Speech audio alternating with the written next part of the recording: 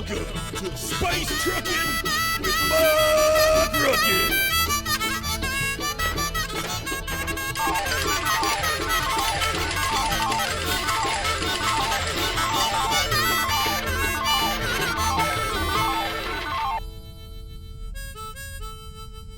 All right, Shirley, you got it. All right, hello and welcome. I think we're on to Space Truckin' with Buck Ruckus. It's me, Buck Ruckus, your host, as it is every other week. Shy Guy, I think we got you on here too. How you doing, Shy Guy? Oh, goodness gracious. Went down the wrong pipe. I see you coming in hot. Coming in real hot. Woo! You doing all right there, Shy Guy? Yeah, we got it covered. Got it covered now? Gotta be careful with how you drink that water now. I feel you. Hey, have you seen Jonesy? No, I ain't heard from him yet. Where he at? Hey, Jonesy! I'm gonna cut to his video feed. I don't think there's anything there. Jonesy! Jonesy, where you at?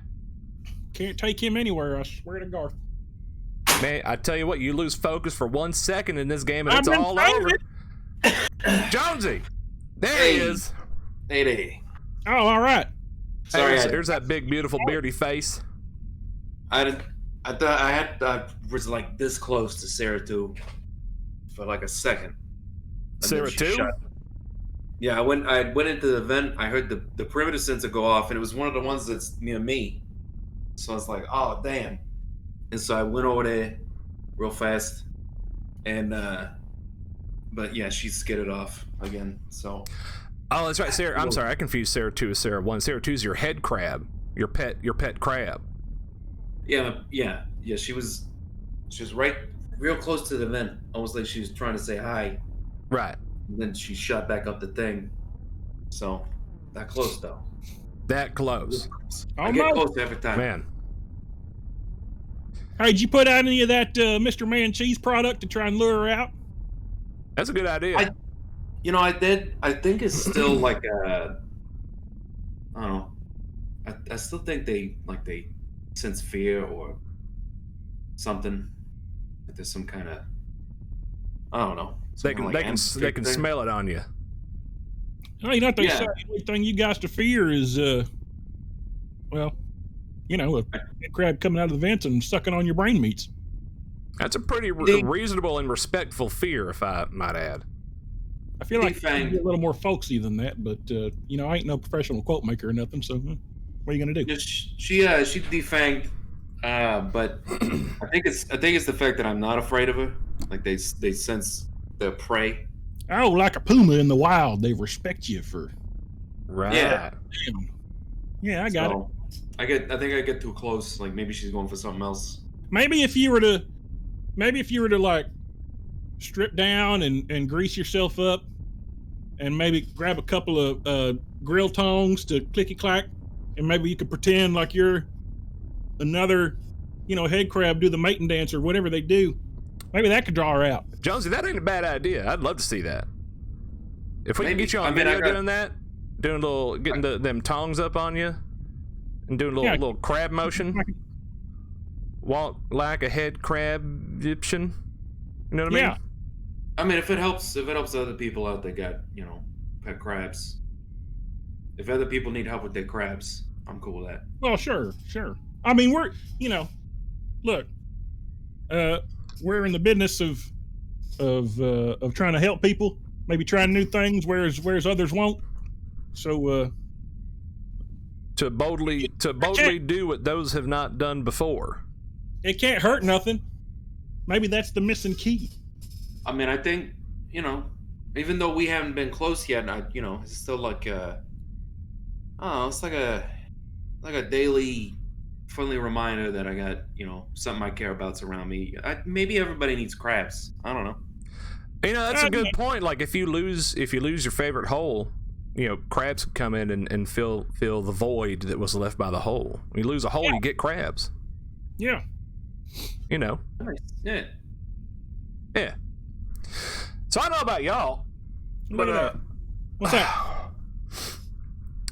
Shy Guy, Jonesy, did y'all see that new commercial that came in for that lawyer Jandy Bronzini? Oh yeah, I caught that through the hole. You caught it through the hole? I caught it coming through the hole. Most of our communication I pick up through one of my holes, and I caught that one coming through one of them. And yeah, that's some inflammatudinous.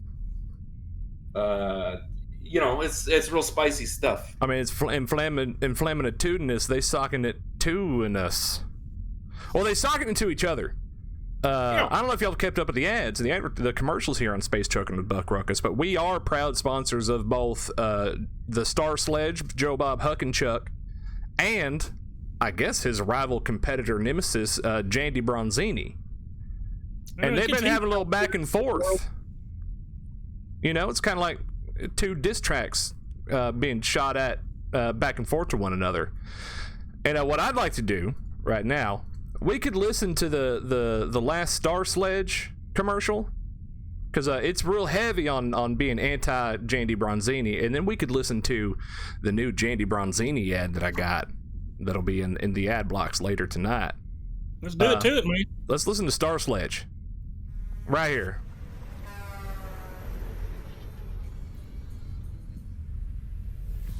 Did you get jacked up? I mean, it's good. Bob Huckenchuck, the Right out the gate. Right out the gate. Greedy insurance companies cheat space wreck victims. I get angrier than a vent rat hopped up on the pit pipe. I mean, see, he knows vent rats. He knows the vent rats. He knows the pit pipe. This guy's kind of down home. He knows his clientele. That's the thing. That's why I'm excited to represent him in a sponsorship capacity, or I guess maybe it's the other way around. I'm not sure how that actually works. He's a man of the people. He's been there. He knows what's up. He's been through it. I don't get the same from that old Jandy fella. One of them arcology kids. I don't know about all that. Yeah, one of them. Higher society, highly educated arcology kids. Ooh, look at me! Yeah. I live in a building with air conditioning and TV. Yeah, right. I mean, the items of luxury: air conditioning and a TV. Yeah. Yeah. Let's give it a little bit more time here. Fudge, tripping on Jazz brand Nurgle salad. It's time to kick the tires and light the fires. Kick the tires and light the fires, baby. My client needed full torso reconstruction surgery after a privateer railgun discharge and sent his guts a-chasing after the ancient Voyager probe at relativistic speeds. See that right there? That's true. I mean, that's good old-fashioned attorneying. He's too. Torso reconstruction surgery, that'll set you back. Set you back quite a bit. We can continue on. That happened on the No Shirt, No Shoes Johnson, wasn't it? What's that, Shy Guy? I said that's what happened to old No Shirt, No Shoes Johnson. That's why he's all wired up and cyborged out now. Yeah, he took he was on the business end of a railgun. I don't know if it was a railgun necessarily, but his guts got exploded everywhere. Yeah. I mean, it's the rich people that can afford the new body replacement. Everybody else just got to deal with them. I think he had his guts insured previously, so it kind of worked out that way. But not everyone else can be as fortunate or as forethoughtful. Forethoughtful. Yeah. Yeah. I slam and I jam. I hammer him to get the compensation and benefits the law says is yours. Man, he's an arbiter of the law. What's the word on the streets? Hey there, TJ. Here's where it gets crazy. Now, this is where it gets crazy. Like, this is where he's actually calling out Jandy Bronzini. Now, we've seen this kind of thing before when I was growing up a little bit. You'd have two rival. I mean, they could be pull-out couch companies or anything. They kind of take jabs at one another, and that's real fun. But this kind of gets a little crazy, as we'll see. I think the technical term is one guy does a thing and then the other guy comes back at him. It's like titties for tatties, or the titties tits. That's what I've heard. Yeah. Tits for tats, something like that. In the right direction. Titties for tatties. Bitties for titties? Like a bitten tit? Oh yeah, maybe that's it. Yeah, the old bitten tit. Yeah, bite the tit. Bite. Wait, I'm getting lost here. What are we talking about now? Bite the tip? You don't want to bite the tip. I feel Not like usually. John letting his loneliness cloud his judgment over there. Oh, we got Captain Joey the SS Clam says Toys for Tots. There he is. That's a good organization. Anyway, we'll continue on. Jandy Bronzini is a cut-rate cheapskate. Here, let me back it up just a little bit. Hit it. Hey there, TJ. The word on the street. They brought TJ back. Look at that. TJ. He's a cut-rate cheapskate who can't advocate, let alone cross-examinate. That's some harsh-ass words to say to a motherfucker, especially two different civil attorneys. And poetic as well. Poetic. Scathing is what we're seeing. He wouldn't know a courthouse from a slaughterhouse. He wouldn't know a defense from a picket fence. That high-pied fixer-upper of a yuppie-gupper couldn't help no one if he tried. Fixer-upper of a yuppie-gupper. I don't even know what that means. I don't know if y'all do. I don't either, but it sure sound cool. Sound good? It sounds mean. He's just in the spirit of the moment, you know? Yeah, the spirit's coming out of him. He just got to say what's in his heart. A nickel for every case he'd won, I'd have 2 pennies and a copy of yesterday's news. That's cold. If you want real results that you can Roasted. write home to mama about, if you want to get what's owed to you quick, fast, and in a hurry, if you want someone who can put the hammer down and get the job done, The hammer down, get the job call done. me, Joe Bob Huckenchuck, the Star Sledge. I mean, by that alone, I'd want to call him. You know, Well, hell like yeah. it's a strong ad, Yeah. Very, very action-packed. Got my vote. right?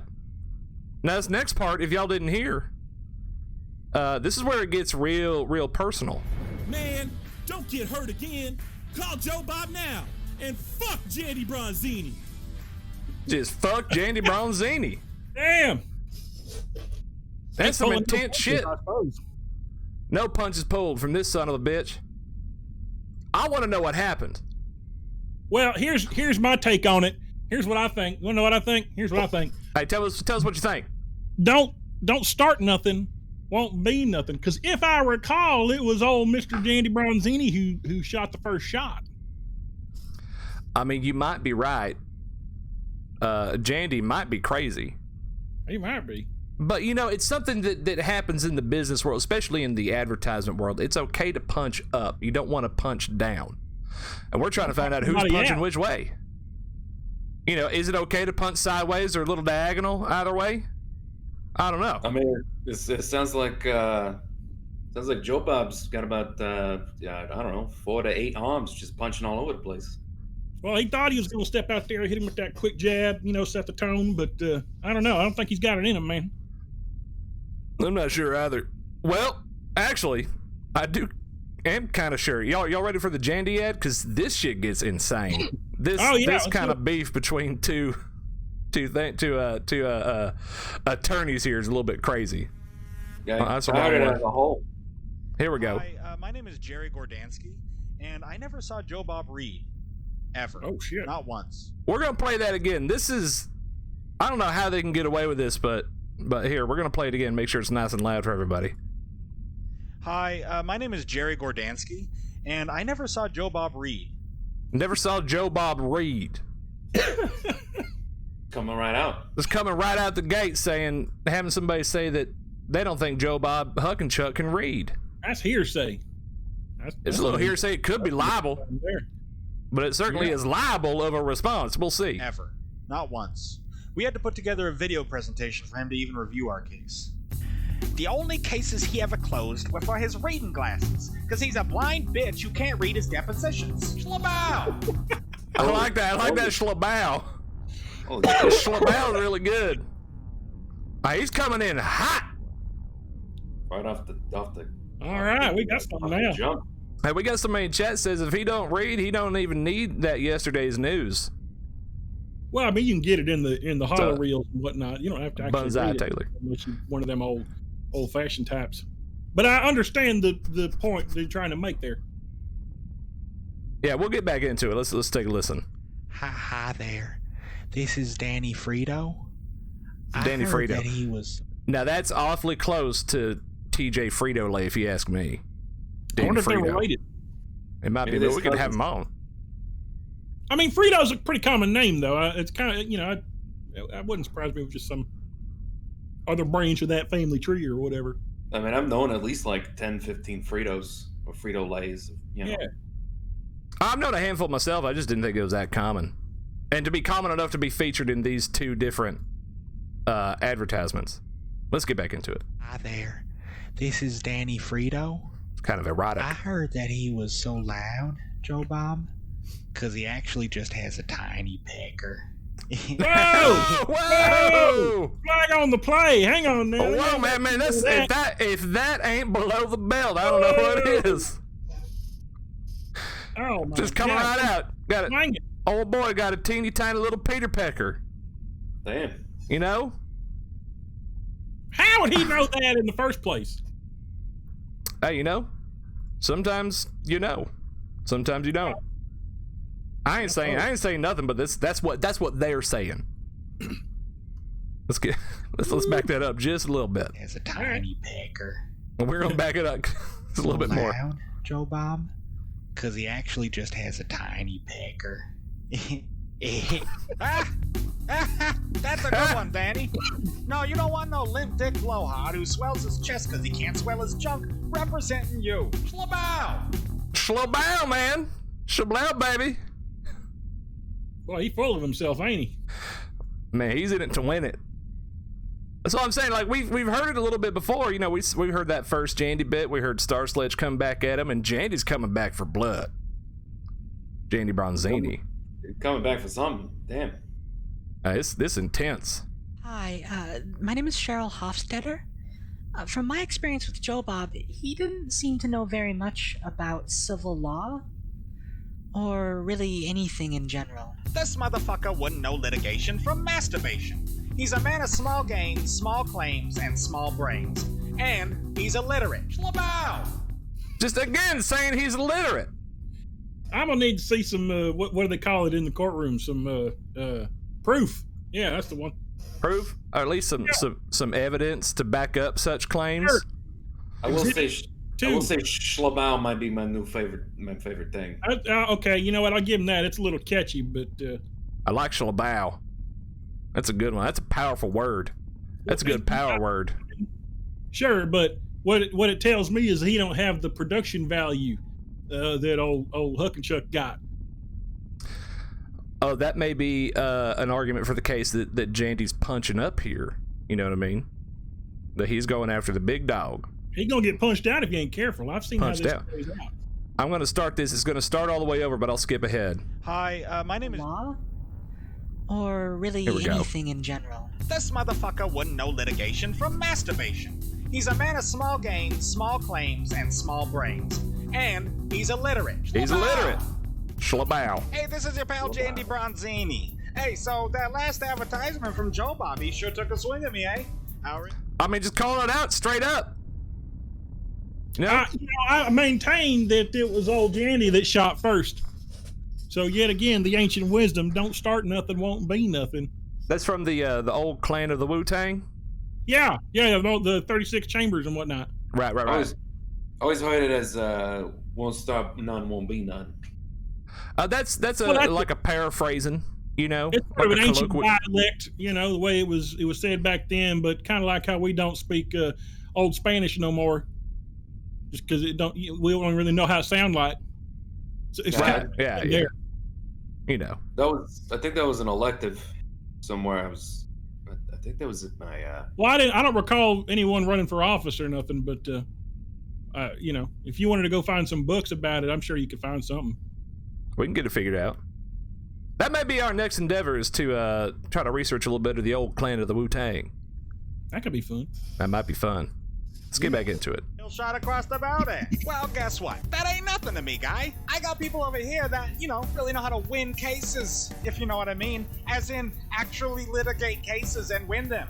So, we ain't got nothing to fear from your belligerent ass. Actually, as a nod to old JB's... Well, hang on now. He's talking about Joe Bob ain't won no cases. I mean, you just listen to the ad.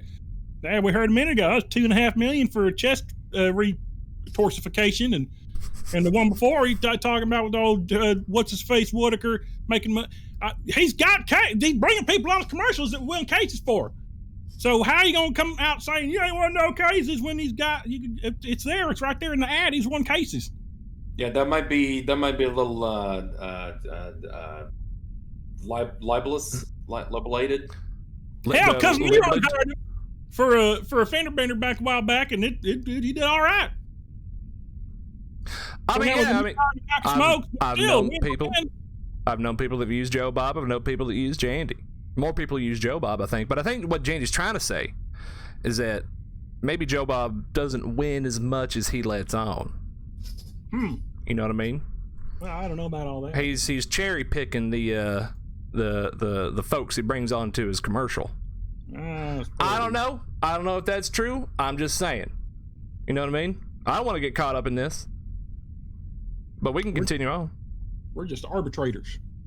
Arbitrators, mediators of justice amongst two beacons of justice. Actually, what's that? We're just a couple of medias in all this. Right.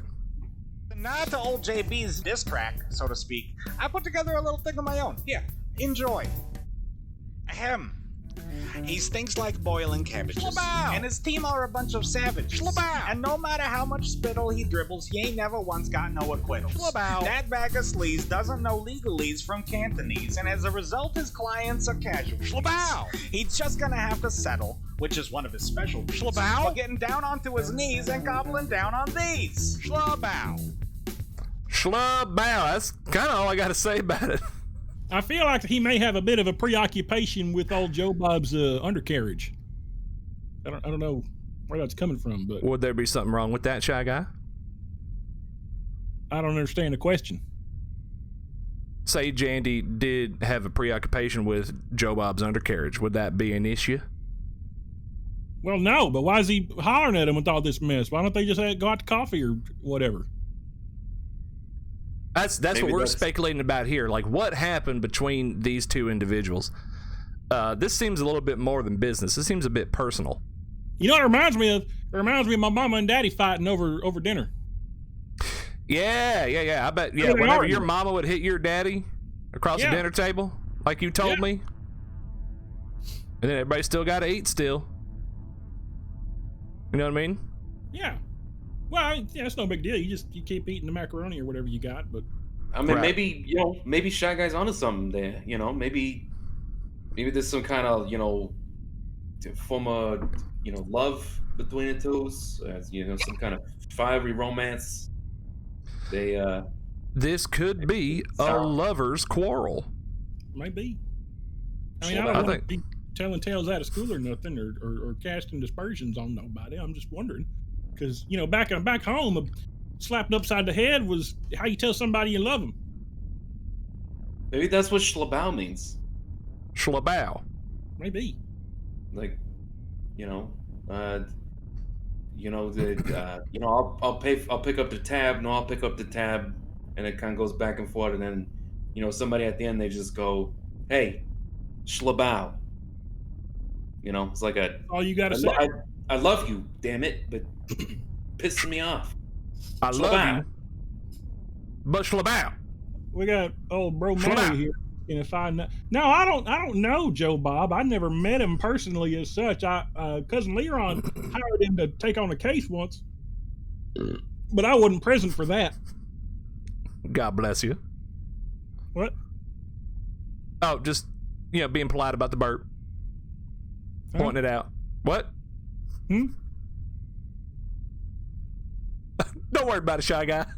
All right. Let's get back into it. Joe Bob is so dumb that when clients tell him he sucks ass, all he hears is success. He didn't seem to know very much about civil law. Uh-oh. This is the part of this ad when I was listening to it earlier. It gets a little bit surreal.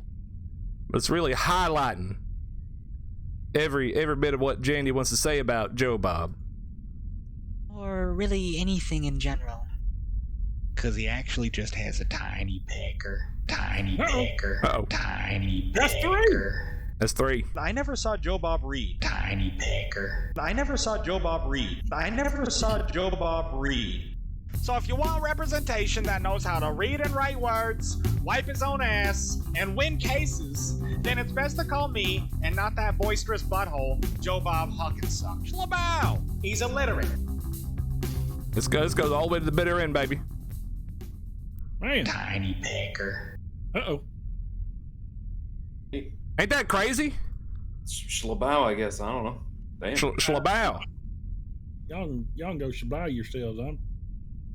Maybe that would help. Maybe they need to go schlabow each other. Yeah, go take it on back and shablow each other gently. Or, however you want to do it. But y'all need to work it out or something. Damn. Go shablow each other fiercely. Fiercely, gently, cuddle after. Or not. I don't know. Do a little bit of bumping Schlabowskis. Yeah. Yeah, the big Schlabowski. Yeah. I've heard that before. Shit, is that what that is? This might be a different iteration, maybe a regional colloquialism of the big I can't even barely say it. The big Schlabowski. I'm saying they should be bumping Schlabowskis. I don't see nothing wrong with a little bumping Schlabowski. Yeah. They need to work on it or something. Go Their see minds somebody. may be telling them no, but I feel like they're There's productive. Schlabowskis that's saying yes, yeah. Yeah. Schlabow. Damn. That's some harsh shit going on. That's crazy. That's crazy, and here's what I petition. Much like later tonight when we have Quarter Balder and Epic Beefums on to try and mediate some kind of conversation between the two, I think we need to get Joe Bob Huckenchuck and Jandy Bronzini on the air and see if we can get them to talk to one another and get to the bottom of this. It seems like they're supposed to be professional legal mediators, but they ain't mediating too much between them except, the big Schlabowski. I'll holler later on and see if he still got his card laying around. Maybe I can give him a call. That'd be great. See if I can get in touch with Jandy. See if we can get him on. Maybe at the end they're advertisers, so Well, yeah. Maybe at the end of all this, we can maybe have them come together and have it, nice candlelit dinner together. Once this all kind of clears itself up, and then maybe some good would come out of it. Right. Now we got old Captain. I'm sorry. Go ahead. They find their love between each other again. We just need to know if can they feel the love tonight whenever we get them back together. I think there's clearly something going on. Well, I mean, I'm no expert in the the intricacies of the human heart or nothing, but what the hell, we can get it on. You do run an on-air advice column on the Space Truckin with Buck Ruckus show. Well, sure, but I don't make no presumptions of expertise or nothing. I just tell people what I've done and been through, and maybe what'll help them out, and they can go figure it out on their own. That's a good way to put it.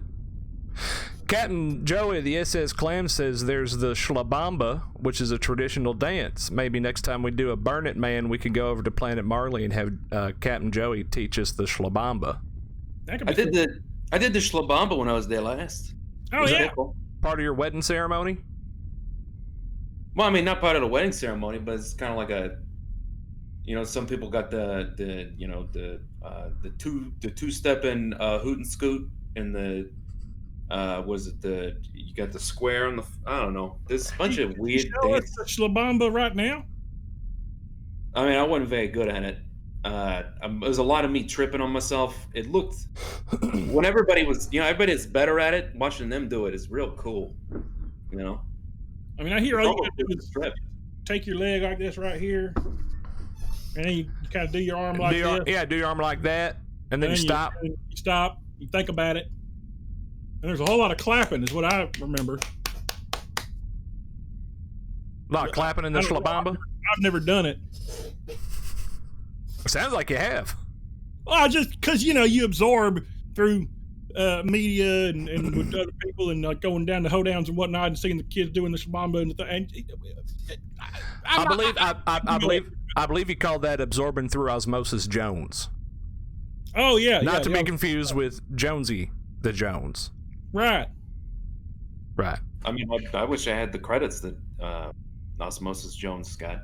It'd be nice. Well, I never went to college or nothing, but that, I know that was the online university, Osmosis Jones U. I got another cousin that went through them, got himself a marketing degree. I think he's living in a box somewhere. Thought that was the Arizona Smith University. Is it a good box though? Does it have like air conditioning and? I mean, last I heard, I ain't been out there to see him. Well, ever. That's that part of the family that they've done growed up somewhere else. Yeah. That's the. They do things a little different out there. Colonial boils. We don't really hang out with them much. Right. Well, folks, I think we're about to cut to a commercial break, and when we come back, we'll have we've been expecting a call from a fellow we spoke to last week, an old speakeasy who we found out was related to the Harold Randy Quaid. Oh, I think Speakeasy got some new Quaidisms for us. I can't wait. I can't wait either. Add them to the scripture. Right, so let me load up this ad break real fast. Make sure we got everything working all right. Okay. All right. We'll be back after a word from our sponsors. All right, now. This is a message. Space Truckin' with Buck Ruckus is performed live on Twitch. This show is written by Twitch users Alex Sucks, Waka Flocka Seagulls, Rocky Balboa, Otter Mafia, and 14 New. Buck Ruckus.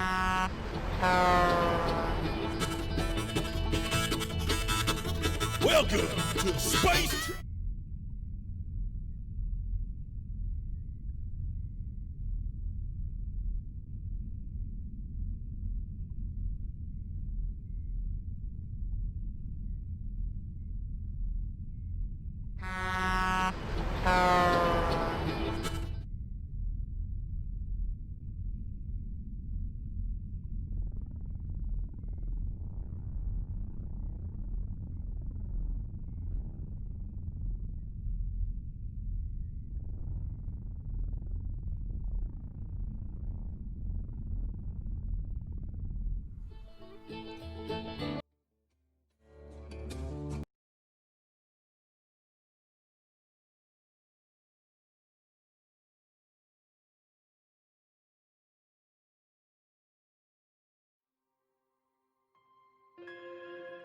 This is a message from the Flaxian Council for Tall Hats.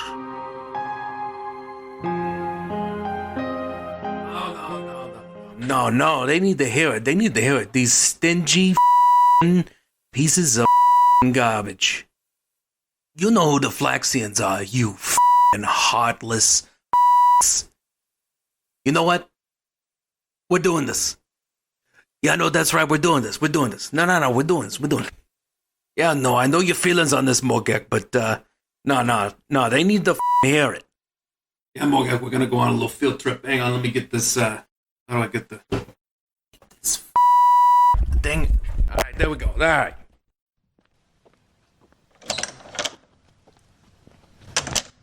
Mr. Jonesy, we appreciate your fervor, but it may be a little too dark for them to see any good in it.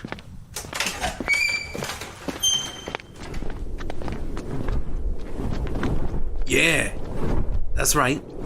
What was that? No hoofbeats? No kickball sounds? You hear chirps? Any squeaks? Can you hear any of the almost melodic farts from a healthy, well-nourished, happy young Flaxian? No, you can't. Because the Flaxians have been forced to stow away their young in their poorly constructed mud houses.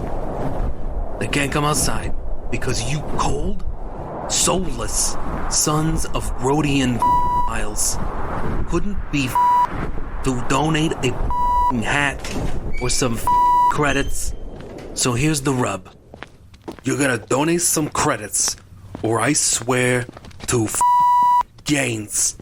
I will record 10 minutes of sad, honking Flaxians and send it through all the holes at my disposal to any ship in range, so you will have to listen to it.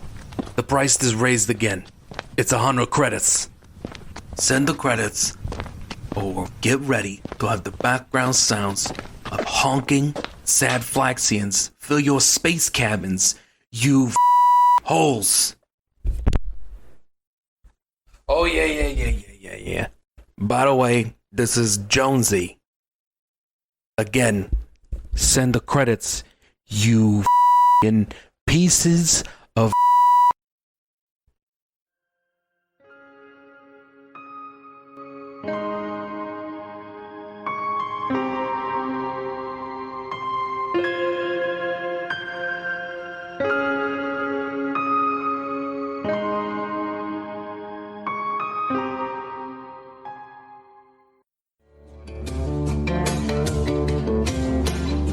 Some say it's how the belt was won.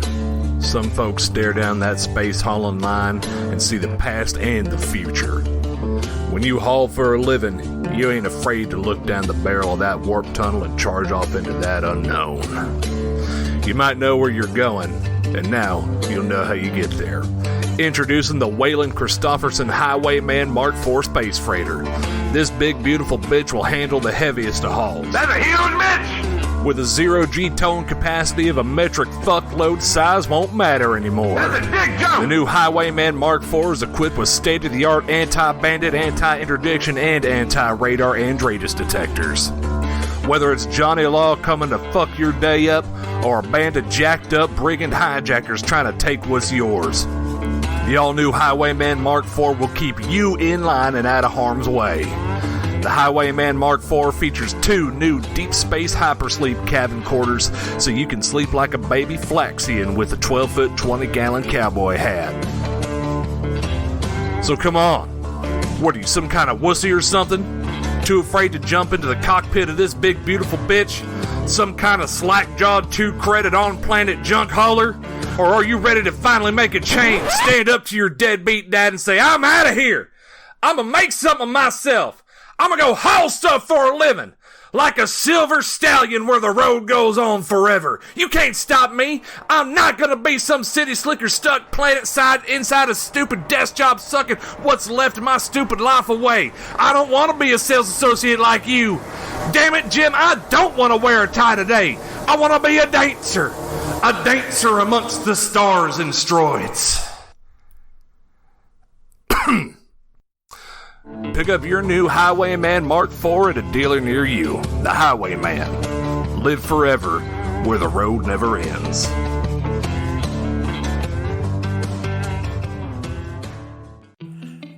I know my own needs, and what I need from a luxury vessel is met by the all-new Chateau Grand Elegance Sky Coupe. Hi, I'm Santiago de Caprice. You might know me from one of my exquisite soirees, or from when I played Raúl Valiente in the interstellar telenovela La Lluvia de mi Sombrero. You might be a fan of mine, but I'm a fan of this new vessel, Chateau Grand Elegance Sky Coupe. It has everything a man of means could ever want without breaking your credit's account. It has handling that could make the Titan turn look like a child's play. 0 to astronomical unit in under 1 hour. Rich Corinthian toucan leather seats. Ah yes, only the finest toucan leather for Santiago de Caprice. Toucan or koala leather, the only leathers that Santiago wears. Preferably baby toucan or koala for that extra supple leather. Ooh, sometimes baby seal leather. And otter leather. I digress. Head to your local dealer now and pick up a Chateau Grand Elegance Sky Coupe today. I could really use some new baby otter leather. Hey, Esteban!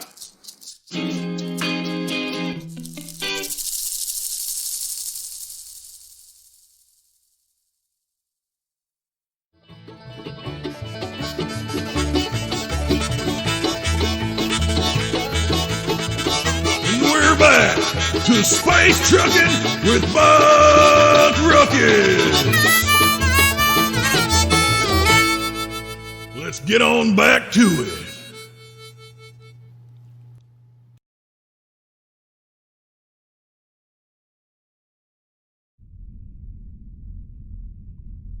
All right, welcome back to Space Truckin' with Buck Ruckus.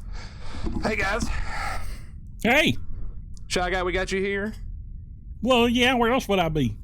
I mean, sometimes you just leave to go, take care of business every now and then. Well, sometimes I gotta go take care of business, but I come back to the spot.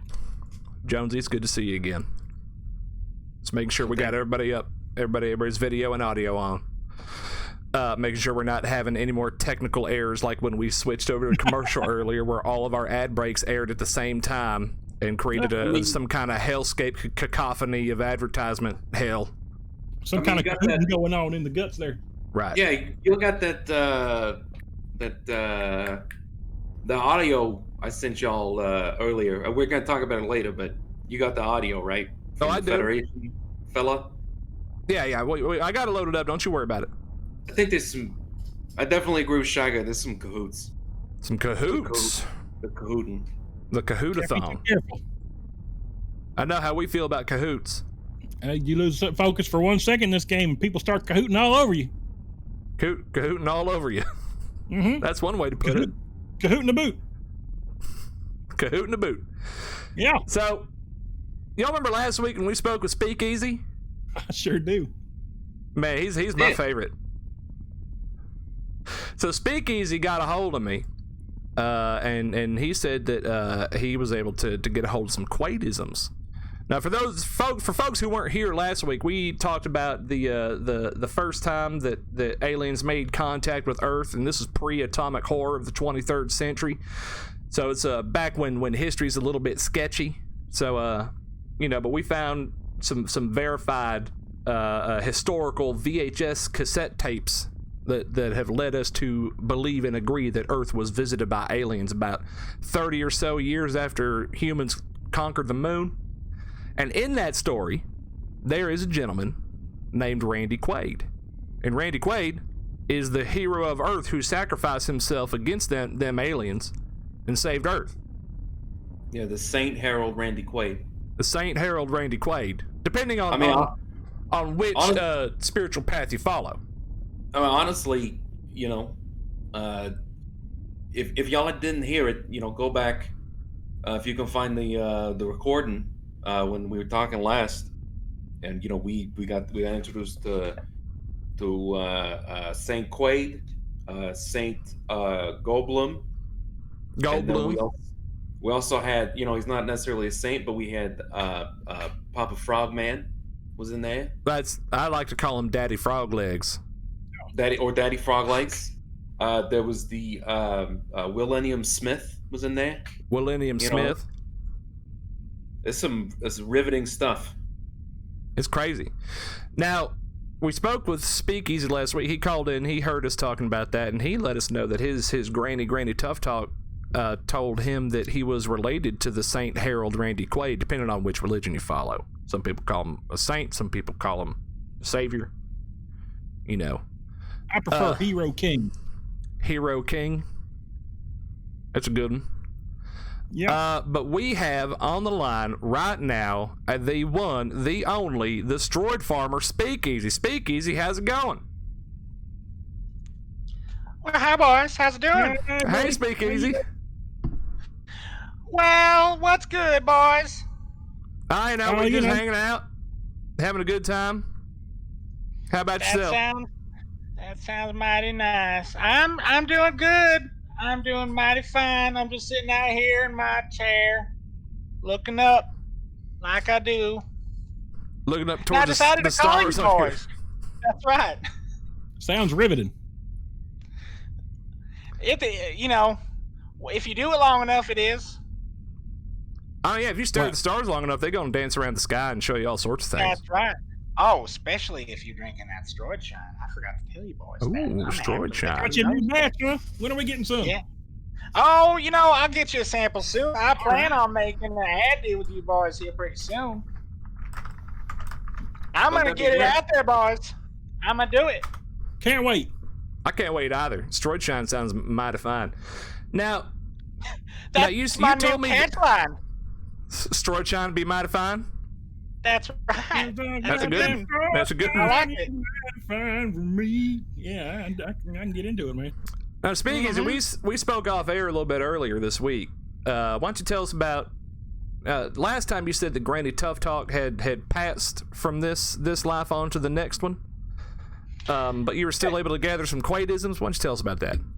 Well, that's right, boys, and I ought to update that story as well, because I think there's been developments, you get me, developments, and I thought that she'd been dead pretty near about 40 destroids, or 40 so. 40 destroids?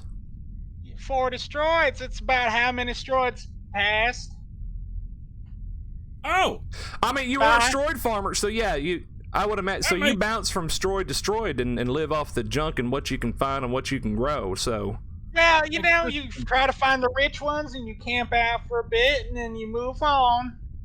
But yeah, it's just you sit there and you count the destroids, and really that's... What is time, boys? It's just destroids passing by. I mean, the standard Earth year is a standard Earth year. The galactic year is a little bit different, but asteroid year is going to be even different from that. And you're so far away from whatever star you're circling. I mean, time is kind of just a long, flat circle, and you can judge time easier by how many asteroids you jump to. $50 million? Yeah. Oh, thank you so much, random. It's random. It's random, but it's there's an average. That's right. We're learning. There's an average. An asteroid-based timeline. Yeah. So you average it out, and that's about 40 destroids. So anyway, about 40 destroids back, Granny Tough Talk left. So we thought left this Earth, but one day, left this destroyed. About a half a destroid or so ago, I was digging around in the shed. And a box shifted, and sure enough, Granny's clenched fist was rising from the refuse. Oh shit!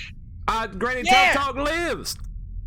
She was living up from the pile of garbage. So I dug her out, and it turns out she was in a rocking chair out there the whole time.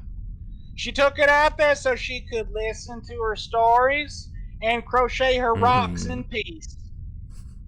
How long was she out there under the pile?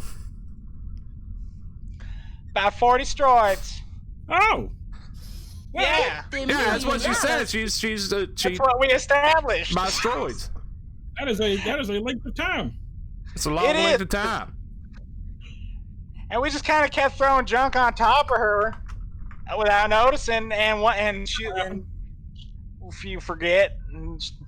Anyway, well, we apologized best we could, but she whacked me real good. Laid about me in the head, and she said one of her favorite Quaidisms. She said, "Payback's a bitch, ain't it?" And then this is one of them Quaidisms. So you was right. actually able to. That's the one I have. Not only did you find the Quaidisms, but Granny Tough Talk lives from under the pile. That's right. She emerged fist victorious from the pile of destroyed junk. And we got her back. Crochets rocks. Back in her rocking chair on the porch that we built outside the trailer. We've been on this asteroid a pretty long time. We had time to build a porch. How many asteroids have you been on that asteroid? About 40 asteroids. We had a shed. So about the time you settled in, that's when Granny Tough Talk sat down. disappeared. We built a shed. That's right. She needed some time alone. I can understand that. She's been through a lot. We just got our little trailer, us and Granny, the boys. I don't want to get into it too much right now. She cracks me as the spry type. What'd you do? Did you give her a shot of the old asteroid shine, get her moving again? Well, she's tough as nails, boys. She just popped right up. Yeah, she took. She got tough in the name. Shine. That's right. Asteroid shine. That's right. She just dragged her chair out of the trailer, out of the shed and up to the trailer and popped up onto the and there she sits now. She's scrappy. There she sits. There she sits. Like a damn human weather vane up there, just checking it out. That's right. When it's time to move on to the next asteroid, we'll drag her inside. We'll tear down the porch. You step outside, you take a look whichever way she's pointing. That's the way you hop, huh? That's right. She's idea. our weather vane. Well, I know how some of these farmers operate. I get around. I know some of them Pretty farmers good. That's pretty good. Yeah. I like you. Yeah. A little superstitious, but yeah, I mean, she's a weather vane and a dowser's wand. Well, it's very prescient of you, Shy, to understand that, because it is true. Every time we walked out on the porch every morning, she'd be pointing a slightly different direction. Well, there's a lot of similarities to be found between folks live out there on the rocks, and then us dirt farmers from back in Carlsbad. Kind of the same living we're eking out. Also, Dirt believe it or not, very similar environment. Just dirt. Just dirt. As far as the eye can see, only difference for us is the sky's blue, whereas yours is black. I heard you have a horizon. This thing I've heard of is called a horizon. Is that right? Yeah. Am I saying it right? Yeah, in the distance there. Sometimes you get all fuzzy. You think you see your dead grandma out there, but instead it's just old Leon wearing a dress and dancing around. Oh, okay. It's kind of like a shed. Well, sometimes he would go to the shed, and we hear some pretty disconcerting noises coming from it. And we just decided to leave him to his business. Good, probably best.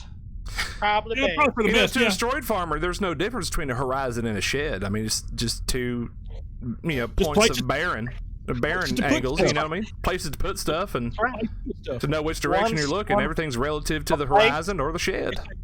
Say, bring me that horizon so I can put my shit down. It's true. You either orient to the trailer or you orient to the shed, depending on which side of the stroid you're on. Yeah. Right. Yep. The hemispheres. And depending on how bad of a mood your mama's in, there's a big old world of difference between going to the shed and going to the trailer. You know what I mean? No, mama ain't happy. That's right. And eventually, Grammy Tough Talk's gonna just get too tough one day, and I'm gonna have to head off to the shed. Well, it's probably overdue, isn't it? Right now, she's too tough to die, but at some point, she'd be too tough to live. That's right. Live with. So, Speakeasy, you found Granny Tough Talk, and she's still kicking it. She's crocheting her rocks on her rocking chair, slightly moving left to right every morning. And she told you some she told you about some Quaidisms from the St. Harold Quaid.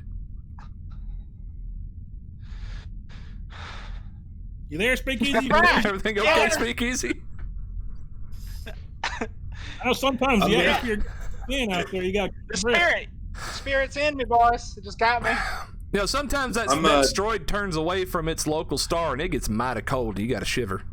You just got to shiver and wait it out. That's right. Anyway, so we stumbled on the Quaidism. We had the book. Now, we had a book of Quaidism sitting around. I was able to, and that's actually why I was digging around in the shed in the first place. I was looking for the damn book. Okay. After our first talk, and all of a sudden, and then I got a twofer with the book and Granny, and it's quite the twofer. Anyway, so yeah, it sure is. Anyway, I got a list. of the Quaidisms. You want to go through them? I'd love to. That'd be fantastic. All right, let's get it started. So first and foremost, it was the payback's a bitch, ain't it? Payback's a bitch, ain't it? That's wisdom from a hero. That's right. It screams wisdom. Mm-hmm. Payback is a bitch, and ain't it? Ain't it? I feel there's a certain significance to the ain't it. There's a significance to the ain't it? So it's a refortification of the prior statement. Bitch. Ain't it? You know it. Ain't it? What's the breakdown of ain't it? Isn't it? Is that what ain't stands for? I don't know, actually. I thought ain't was just his own word, and it's kind of like a, isn't utilized. Aren't it? Aren't it? Darn it. Darn it. I knew a Tom Arnett. You got any more of them Quaidisms? Let's move on. So the next one I had here, it's a bit it says, "Sorry, I'm late, Mr. President." So, what do we take from that? I don't know. Well, I've used that one in my own life. I mean, that's, when you're running late for the job, you get there, you're out of breath. Oh man, I'm sorry, I'm late, Mr. President. It was a hell of a night. It's a good one. That's pervasive. Dropping that one. So, all right, let's move right along. Late on a Monday morning, all hungover from a party the night before, because you blow your check on Friday on some women on Saturday, and now you broke on Sunday, so you come back Monday, but you're still hungover. You ain't even really seeing straight yet. You show up about 2.5 hours late. Oh, I'm sorry, I'm late, Mr. President. I'm sorry, I'm late, Mr. President. Yeah, I like that. Yeah, a lot of attitude, a lot of personality in that statement. You can use it against anybody. Yeah, has a little wit, a little bit of charm. That Randy Quaid was known for. That's right. At the very least, it'll do is throw him off keel. Sorry, I'm late, Mr. President. The hero King Randy Quaid, he ain't take shit from nobody. That's right. Oh, now, I'm sorry, I'm late, Mr. President. What the hell are you gonna do about it? Let's go kill us some aliens. That's a good one. Yeah. Anyway, it was the next one here is I picked a hell of a day to quit drinking. Man, ain't that the truth? That's like every day I wake up. Yeah, that's true. Granny says it every morning when we wake up and go out on the porch. And she's pointing in slightly different directions. She says, I picked a hell of a day to quit drinking. That sounds like, that's what I say every morning too when I look at Shy Guy in the face and we's in the kitchen making breakfast. And I hear him snoring in his waking life as he's chowing down on some kind of slop. So, man, I picked a hell of a day. Hell of a day to quit drinking. 2.5 hours after I get up every morning. Takes Shy Guy a while to rematerialize into this universe when he wakes up. I'll come online for a little bit. The gears are turning. The central processing unit's still asleep. Ain't no one behind the wheel. Oh, I do. That's right. Yeah, well, maybe not so bad, but rematerialize. My God, that is rough.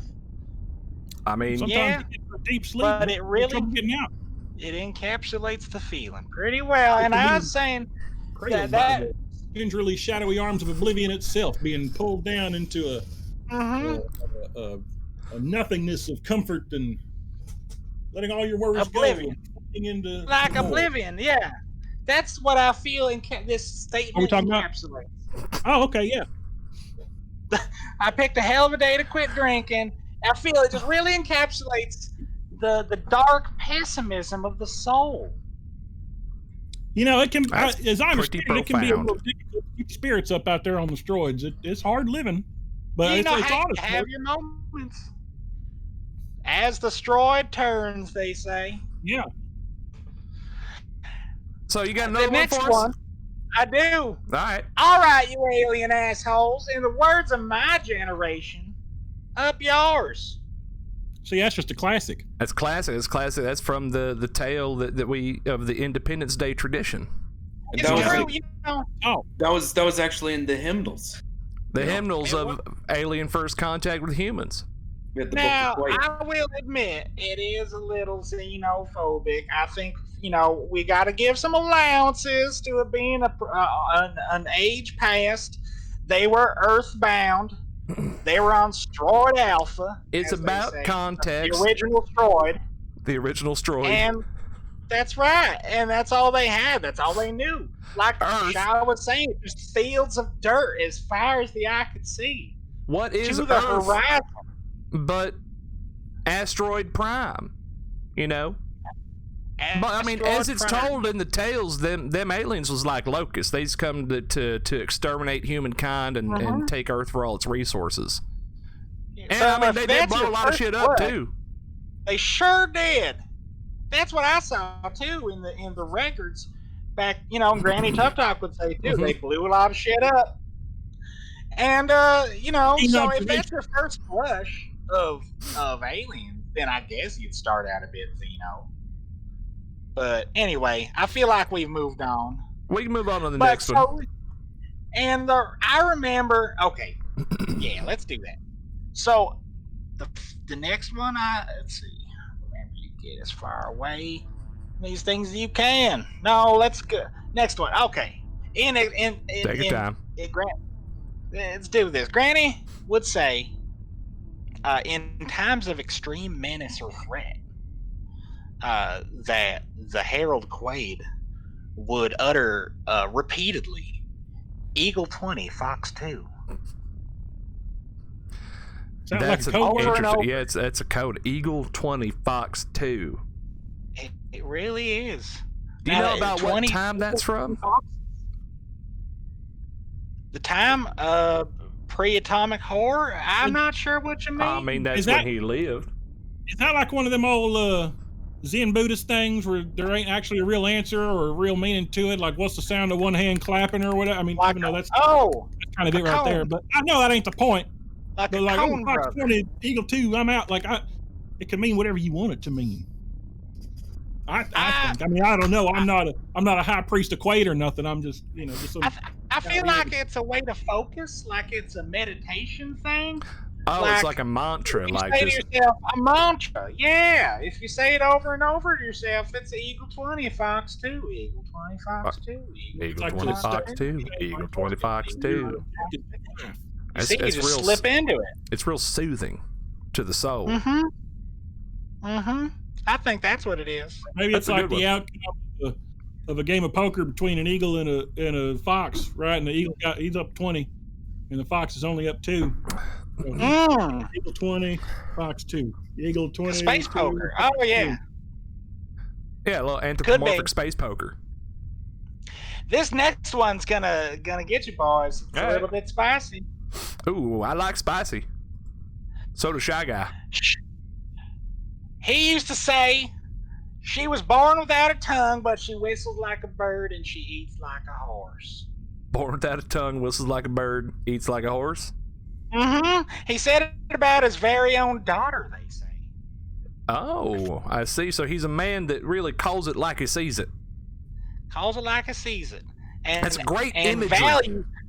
Values things unexpected. I think that's the true lesson here, boys. He he places value on things that most others don't, I think, and the significance of that. And then the next one he used to say also about his daughter, he'd say, she falls in a well and her eyes go crossed. She gets kicked by a mule and they go back normal. Sounds to me like he's talking about a true connection to nature and the animals around it. It does. Like they affect her spirit and she affects them in turn. Maybe it's like a sense of oneness with all of nature around you. Got a face like a horse and a whistle like a bird. Or what? I don't remember what you said already. A meditation. You got it. Yeah. She whistles like a bird and she eats like a horse because she was born without no tongue. Maybe old Randy Quaid was the avatar of the universe experiencing itself. Aren't we all? Damn. Maybe we're all just dream constructs inside the nightmare of the universe as foresaw by Randy Quaid. That's some real Randy Quaid talk you got going on there, Shy Guy. I think you're channeling something. How does your stomach feel right now? Y'all don't understand. I think about this kind of stuff. Y'all, it may not be that. Ever since Marley, right? Well, it might have been. Well, I heard about that. You ever been? I hadn't been able to float my way over there yet, but it sounded real appealing. Well, it's hard for a steroid. I mean, it is difficult for a steroid farmer to get off that belt. You can't steer a steroid. This is also an axiom we live by. You can't steer a steroid. Heard that. Ain't that the truth? You got another one for us? Got a couple more. You prepared? You ready? Prepared. I'm ready. All right. Let's see. Let's find a good one. Find a good one. Oh, where are we at? Where are we at? Where are we at? Did you lose it already?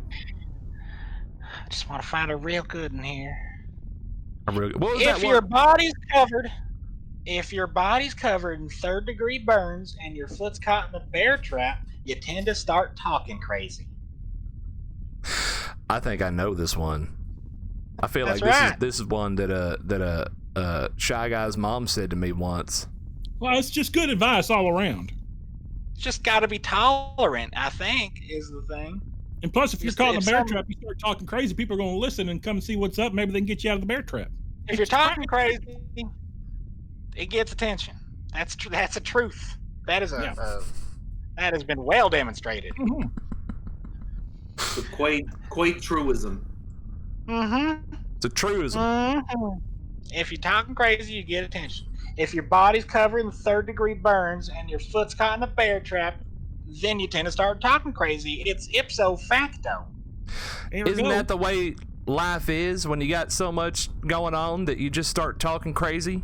You know what I mean? It's like a physical manifestation of all the things that you got to do all at once sometimes, like wake up, eat breakfast, next to Shy Guy. Then you got to make sure that you go, you wait an hour or so after Shy Guy uses the toilet so you can go take a dump or whatever.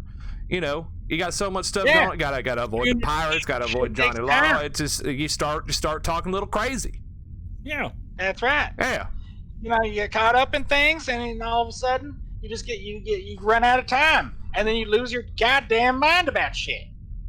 The speakeasy, I've kind of forgotten one of them earlier. It was a real short one. It was like the 3rd or 4th one that you gave to us. Oh, it wasn't sorry I'm late. It wasn't payback. It's a bitch. It wasn't I picked a hell of a day to quit drinking. Oh, here's one, boys. I got a couple of short, like quick ones, real nice, like punchy ones.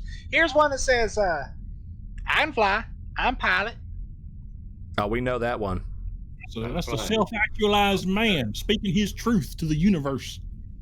Get away with words. I'm pilot. It's That's true. a poet. I fly, I pilot. I pilot. And I assume that's talking about that airplane you were asking about last time? That thing with the wings? That's right. The way it's depicted in the ancient tapes is he's got a little house that he can drive around on, and behind it he's towing an old aeroplane with 2 wings and a propeller that's like a fan.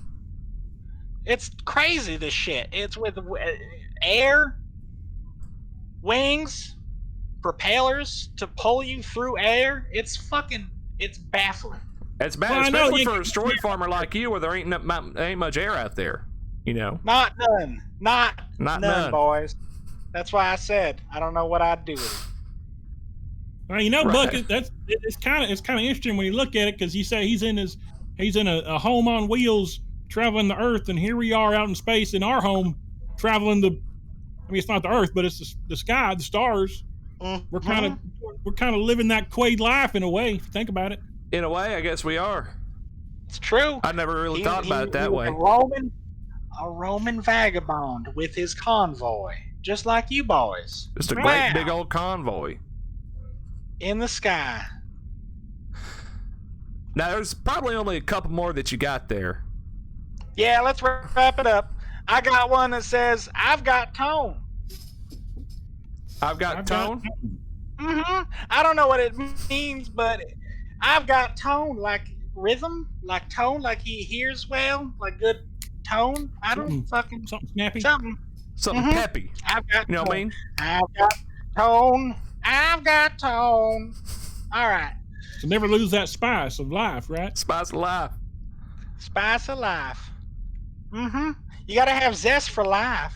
That's why he's the hero. He's the warrior, poet, philosopher, king. The Earth hero, Randy Quaid. Yeah. All right. Let's leave you with the good one. Try to find a real good one. Or we got a couple more. I don't know. You trying to fill time? I got a whole list. We can do. Give us one more. Give us one more, and then I want to go back to the one that I forgot about. It's somewhere when he was talking about.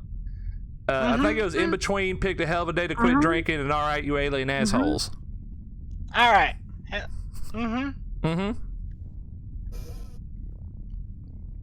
So what you got for us?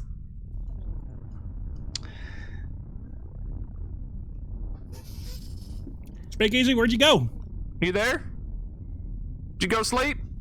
Oh, hi, boys. Hey, you still here? Hey, I was getting lost in these Quaidisms. I zoned right out.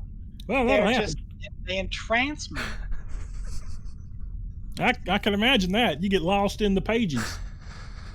It really jumps out at you. It paints a picture. It just nips you right in the ass. And last one I was gonna say here is I just want it to be so punchy. I want it to be good. I guess the more we belabor it, the less good it be. I mean, don't hurt yourself or nothing. It I hurts. don't need no injuries. Every time I belch, the plate shifts and my legs give out. But man, what a view!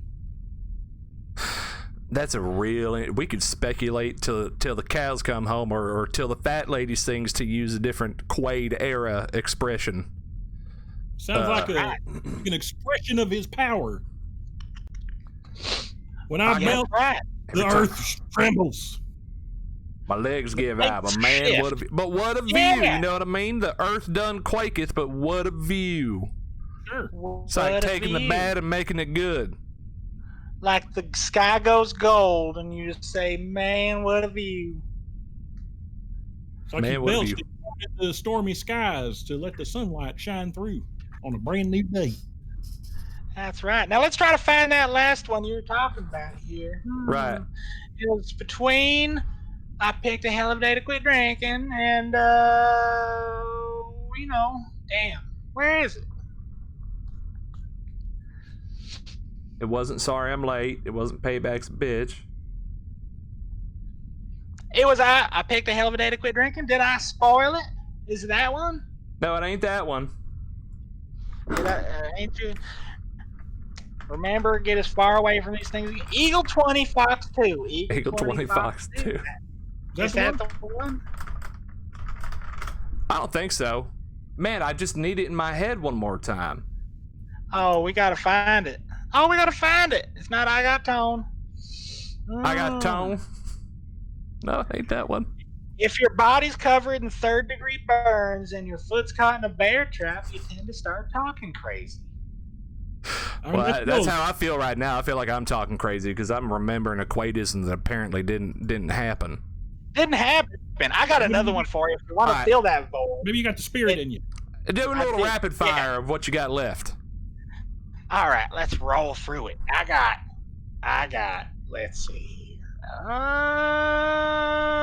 Pick the elevator, quit drinking. Generation up yours. I can find pilot. Remember, you got to get as far away from these things as you can. She's born without a tongue. She falls in the whale's eyes crossed. Every time I belch, the plate shifts. And I ain't seen a beating like that since somebody stuck a banana in my pants and turned a monkey loose. I tell you what, I feel like that every day. Sometimes. That's right.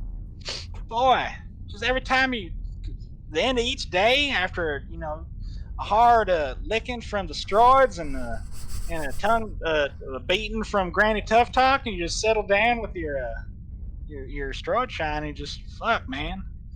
It's like somebody stuck a banana down my pants and turned a monkey loose. It's hard out there. All right, let's see here. Do you need a bodyguard? I'd die for you. That's an interesting man. Sweet. This sweet of him. I wonder who he's talking to. Devotion. I feel like it's devotion. It just, man, he's really, he goes into it. Next one we got is, it's over. Turn the lights out. Let's get the bulldozers in here and turn this place into a parking lot. Man, ain't that the truth? Just pave it on over, put up a parking lot. It's our new beginning. We're starting over. Just flatten the joint. Who couldn't use some of that from time to time? We're getting down to it. The American human male is retarded. Well, no argument here. Man. I mean, American, I heard about that. The warlock tribe of America. It's one of those where when we look back into that era of the world pre-atomic horror, there's like all different types of people called the earth by different names. There's those that called it America. There's those that called it Mexico. Those Djibouti, Europe, whatever that is. Asia. I heard of Canada. Russia, something like that. Canada. Canada, the land of green or the land of ice. Mm-hmm. Which is odd, all but it all refers to the like earth. Maybe there's a part. It's all earth. I feel like, man, how big is Earth? Right. I mean, Fucking pretty. It's pretty big. I mean, we have Pretty the big. exact size of Earth. I forget what it is, but No, it's the size of one Earth. Earth is. That's why we get to use the metric to judge all other planets. Yeah. What is it? It's 1.5 Earths. It's 0.75 Earth. Mm-hmm. Are you telling me that the EU is actually Earth unit? The Earth unit? Yeah. Yeah, you got the Earth unit and the astronomical unit. Fucking blew my mind, boys. We're here to help. I'm gonna have to go Asteroid think about a Farmer lot of stuff. Speakeasy just operates in a different kind of AU, or I guess it'd be SU, a astronomical unit. You know. Astronomy. Say that again. You want to take two? Astronomy. Astronomy unit. Astronominal. I don't think I ever took that class. Yeah, it was an elective. Well, I mean, anyway, anyway, last couple is oh, I'm sorry, I didn't mean to cut you off there. Go ahead. No, go. No, let's hear your other your last. we gotta burning through them, boys. Burn on through them. I don't know if I ought to go sailing down no hill with nothing between the ground and my brain but a piece of government plastic. That might be the most apt one so far. Could that be. one seems like right up Jonesy's alley. Say it one more time for me. I don't know if I ought to go sailing down no hill with nothing between the ground and my brain but a piece of government plastic. See, it's like a warning given to his followers. Careful about that government now, y'all. Mm-hmm. That's right. Anything standing between you and cheese grating your face off on the pavement. Don't incorporate the government into your brain. You got to fight the governments that be. You know what I mean? That's right. It feels like a damn the Federation. You kind well, yeah, I mean, we're pro Federation. Pro Federation. Right. Shy Guy's speaking a little bit faster than his brain works. They've been jacking into our streams occasionally. We're trying to. Oh, we're pro. Oh yeah. Oh, get on any list. Oh, right. Alrighty. Last one. Man. Let's just move right along. Shy Guy. I'm gonna destroyed. I'm gonna y'all can do y'all's own thing, but fuck the Federation. What are y'all talking about? Fuck the Federation. You know what I mean? Fuck the Federation. The views expressed by those on Space Truckin with Buck Ruckus do not necessarily represent of Space Truckin with Buck Ruckus. He destroyed both my cars. He's fired. You're fired. You're all fired. Now, I'm not sure what fired means. I think he burned him. He burned him after death or something like that. It does sound like a penalty imposed for destroying his straightforward one we had. Yeah, could be like a penalty. Cars is an interesting term as well, but immolation. Immolation. For all Who's that? if you destroy a car, you're burned. Yep. Yeah. I mean, that sounds about right. Immolation. Speakeasy, I really appreciate you digging up this book, and I'm happy that you found Granny Tough Talk and she wasn't dead at all. That's right. Granny Tough Talk's still around, sitting on her porch in that rocking chair, crocheting rocks. If I can give you a little piece of advice, just in case she decides to get all loosey-goosey again, make sure you keep a lock on your deep freeze. Oh, that's a good point. She probably needs her to be digging in there for a hot pocket and then it slam shut on her. I've seen it 100 times. Seen it 100 times. You've seen it 1,000 times. It's a shame every time. We don't want Granny Tough Talk to be frozen up. We'd like her to keep on rocking. You know what I mean? Granny Tough Tickle. In the free world. In the free stroids. In the free stroid, the Federation free stroids. Yeah. Right. Mm-hmm. We keep it clean. All right, boys. It was nice. It was nice. It was a pleasure speaking with you, Speakeasy. As always, it's easy to speak with you. As always, boys, it was lovely calling in. I enjoyed every moment, and thank you so much. And I'll talk to you again soon, probably. That sounds great. Feel free to call in anytime. Bye, Speakeasy. Granny sends her blessings. Oh, thank you so much. All right, bye. Bye. That was the Destroyed Farmer Speakeasy on Space Truckin' with Buck Ruckus. Bye, Speakeasy. Bye. Goodbye now. Oh man, I hope he calls back sometime soon. But we're gonna take another quick break here. When we come back, we're gonna have the beefening, and by that I mean we're gonna have Epic Beefums and Quarterbalder on the line with us. In case y'all forgot. So we'll have them online, see if we can mediate them, kind of like we want to mediate Joe Bob and Jandy Bronzini. See if we can quash that beef between them. So anyway, we'll be right back after this brief word from our sponsors. Let's see if it'll work this time. All right, give us just a second. Come on now. All right. I know you lose focus in this game for 1 second, it's all over. Let's see how it sounds.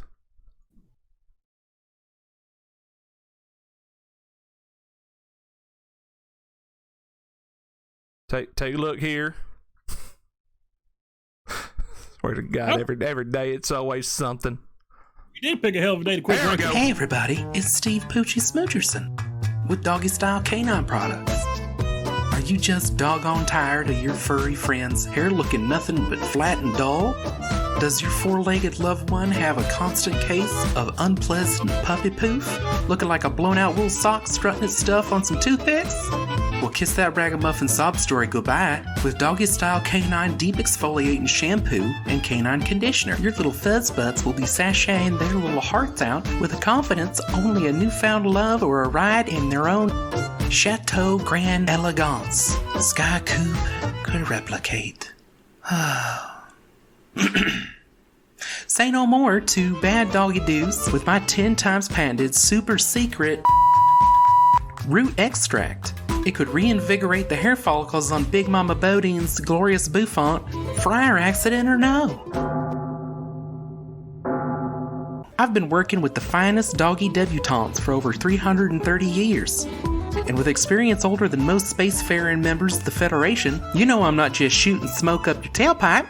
So do Fido a favor and supply your luscious puppy locks with the sheen and bounce they deserve with Doggy Style Canine Beauty Products by Smoocherson.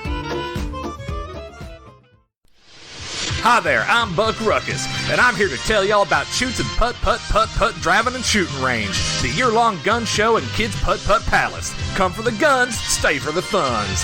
At Shoots and Putt Driving and Shooting Range, we got all the guns and gun accessories a grown-up could ever want. It ain't about need, it's about freedom. Hey Shiler, give me your best Eagle Screech.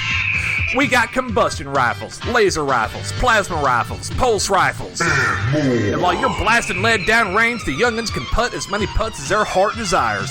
Our putt palace is filled to the brim with all sorts of fun stuff for the kiddos. I'm talking arcades, I'm talking mini golf, I'm talking laser tag with real laser. We have after-school programs every Monday, Wednesday, and Thursday. We offer the Tactic Cool Pipsqueak Pistol courses where your kids enter as children and leave as men. Even the girls. Come on down this Sunday. Where we'll be celebrating the ancient Krausian tradition, Kraus Crawl. Bring your finest, shootiest, luckiest, blasty piece, and as you're putting rams down rage into our replica jet ski AI cyborg targets, your kids can practice live fire belly crawls. It's tradition. No real jet skis allowed at Shoots and Putt Driving and Shooting Range.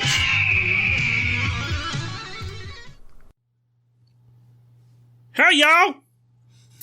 Hey, this Shiler here to tell y'all about Frazier's fiendishly fierce fireworks and freedom flares over there off the Beltway out by Ganymede.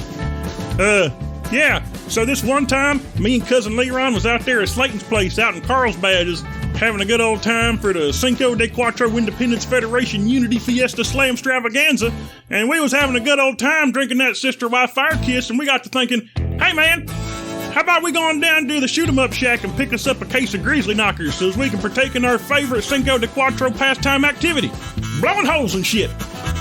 So we went on down to shoot 'em up, asked him for a case of his finest grizzlies, and old boy just kind of stood there all slack-jawed and staring at us like we was a couple of damn off-worldles asking for a top-off on our biomechanical hydrolo legs so we can head on down to the boot scoop and get our boogie on. Anyway, after a few minutes of back and forth, we come to find out that he didn't have no grizzlies. Hell, he didn't have nothing but the snakes and the sparklers. So I go there, I say, man, you gonna tell me you ain't got no black cats, no Roman candles, or screaming memes? He goes, no. I said, come on, man. You got no ladyfingers, no fuzz buttles, snicker bombs, church burners, finger blasters, gut busters, zippity doo-dahs, or crap flappers? He said, no, man, I don't. I said, you gonna stand there owning a fireworks stand and tell me you ain't got no whistling bungholes, no spleen splitters, whisker biscuits, honky lighters, hoosker do's, hoosker don'ts, cherry bombs, nipsy daisers, with or without the scooter stick, or one single whistling chupa chaser? He said, no, man, because, snakes and the sparklers are the only ones I like. I said, man, that might be your problem. It's not what you like, it's the consumer. So we bought a case of sparklers for the road and head on back out to the house so we wrap them up and play holy hand grenades with each other till we ran out. Point is, don't let them old boys ruin your Cinco de Cuatro plans. Come on out to where the real ordinance is, out here at Frazier's Fiendishly Fierce Fireworks and Freedom Flares. Man, I'm telling you, this old boy got everything you need in the form of consumer-grade explosives, and some of it even beyond that. Just, don't ask him where he gets his stock from, like old Jonesy. You can neither confirm nor deny. Tell him old Shy Guy sent you, and they'll throw in a case of the mailbox busters for you and the kids. And if you're living in one of them oppressive hellholes what don't allow the partaking of fireworkal fun, like Muncie, Frazier's even got their own self-contained explosive-free fun zone, the Free Dome. So come on down to Frazier's for the most explosive fun you can have this side of the Orc Cloud. And remember, if it don't say Frazier's, it probably ain't from his shop. Yeah. All right now. Catch y'all later.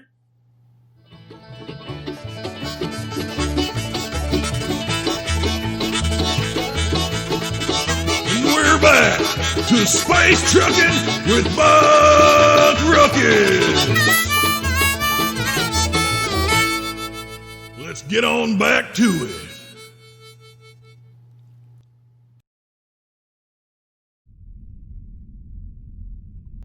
All right, and welcome back to Space Truckin' with Buck Ruckus. Buck Ruckus here with you.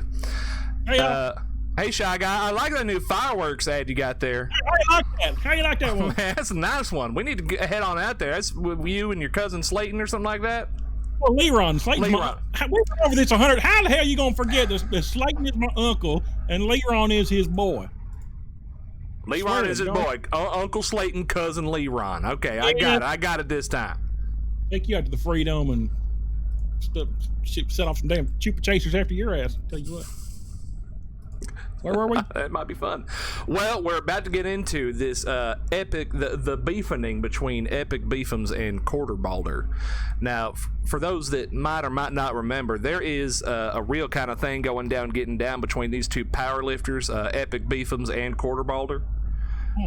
There's an issue between them.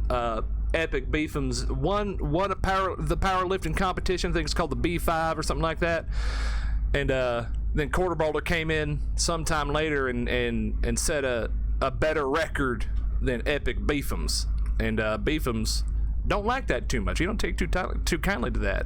So if y'all's about ready, we can get him on the air.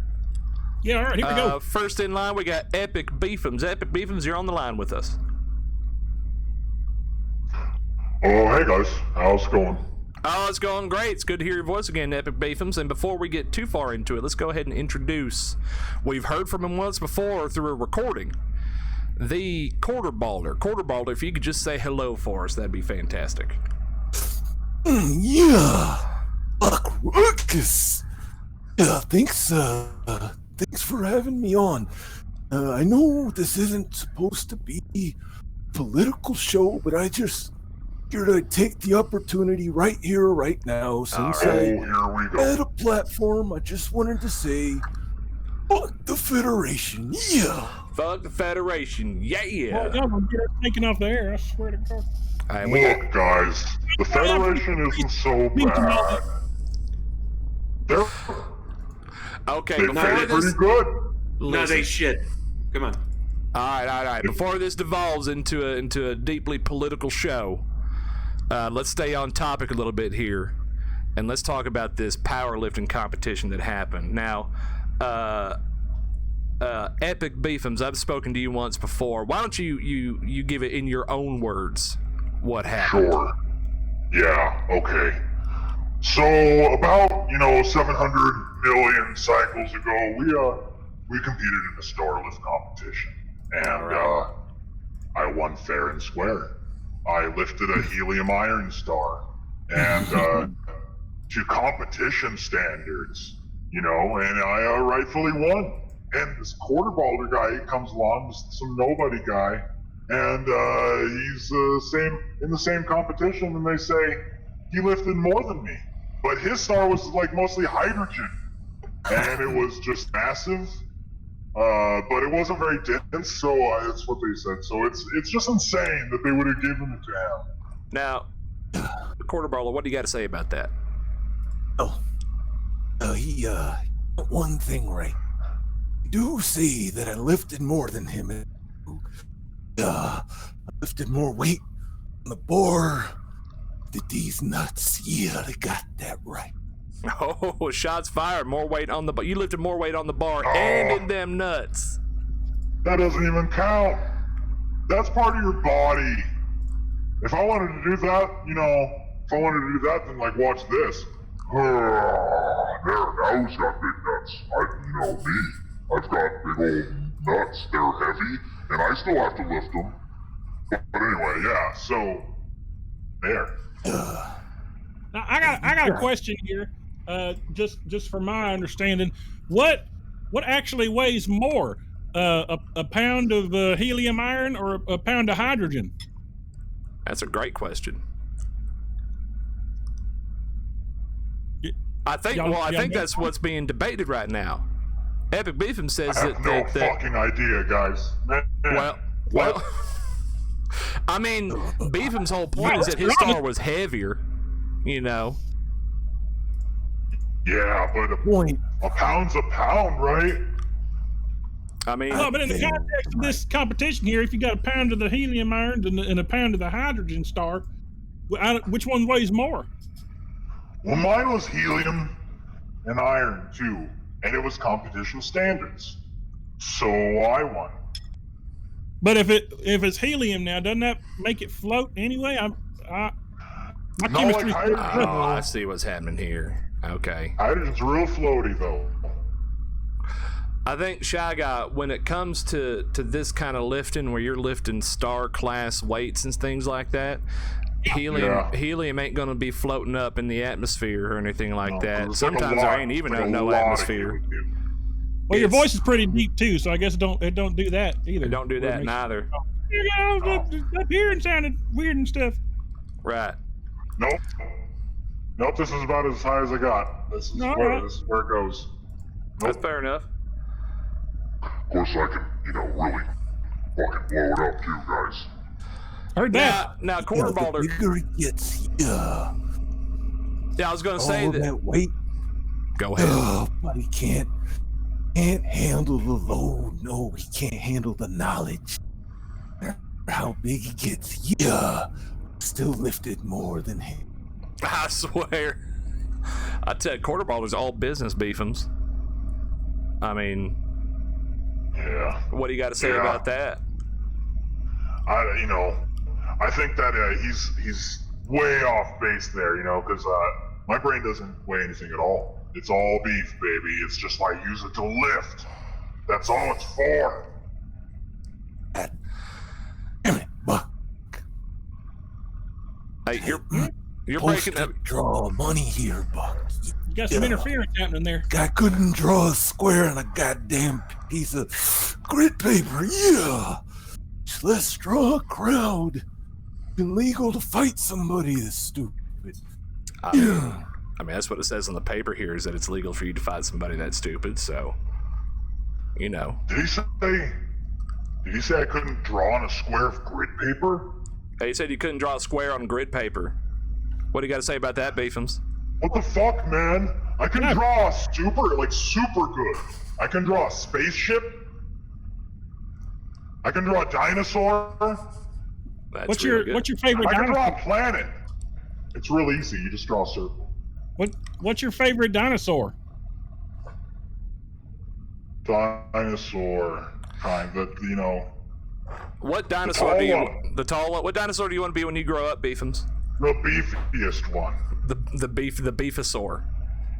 The Beefosaurus. Beefosaurus Rex. Oh, okay.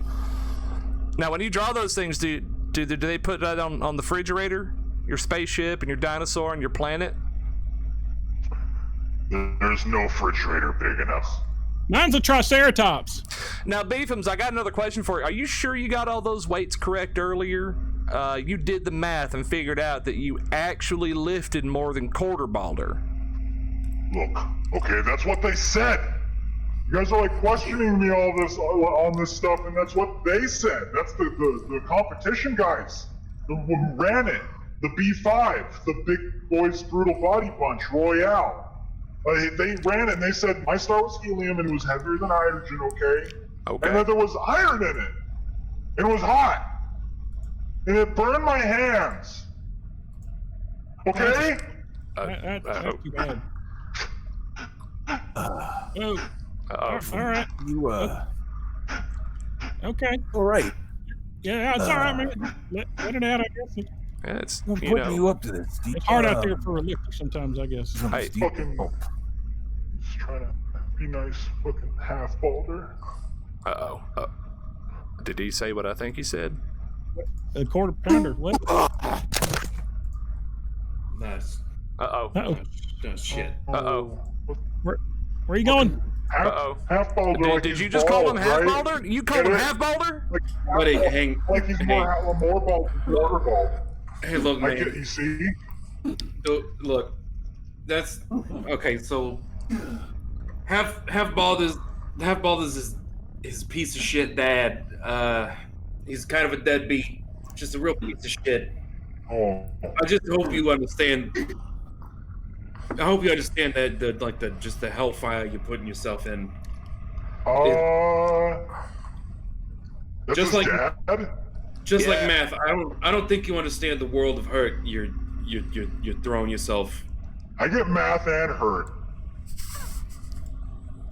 You're gonna get hurt, that's for sure. I mean, I hope you understand hurt, and because it's going to be a world of it that you're going to be in. I mean, I'm just saying, like, it's pretty common knowledge that Quarter Balder is the son of the Half Balder. You know what I mean? Like, this, I think. I don't even know what we tried to media. I don't know if it's going to work. I hope you're ready, Beefums. I was just making a joke. Sounds like you may have crossed the line. Hey, Quarter Balder. Hey, Quarter Balder. Uh-oh. Hey, Quarter. I'm sorry, guy. Hey, come on. Quarter Balder? I didn't mean to call you Half Balder. Come back. Let's see if Quarter Balder comes back now. I'm anxious to see what he might say. This is getting real rough in here. Hey, buddy. I'll let you go, go easy on you. Makes you think. Oh, it's right. It's breaking up real bad. You got some interference happening. Some interference. I think you need to speak a little bit, to try and clear up your speech into your mic there, Quarter Balder. Mr. Sir Quarter Balder. Check your holographic transducer. Oh.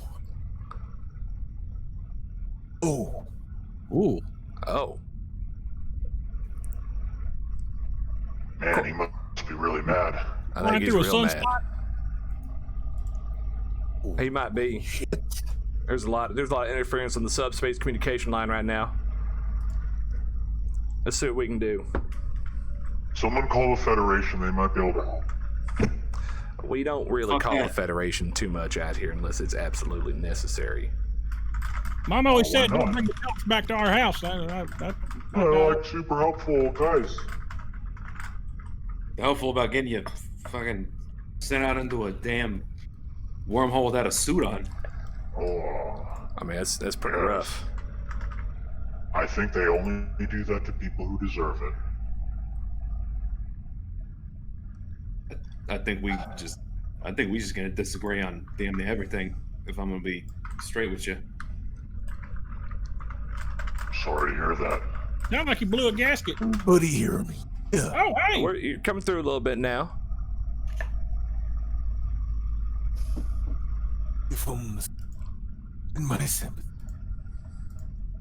We're only catching about every fourth or fifth word. Hey, I'm sending you a textual communications right now, Quarterballer. I think if you use that line of communication, it'll come through a bit clearer over the line here.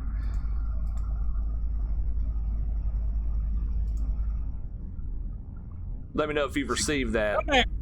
See, this is what the Federation does right here. I'm telling you, they've been watching, they've been listening. We might have to be just a little bit more on the down low about the Federation than. Y'all out here, I'm like Federation. I don't give a damn what the day. I didn't come and do that. Here we are. Oh, so you guys were talking bad stuff about him? Yeah.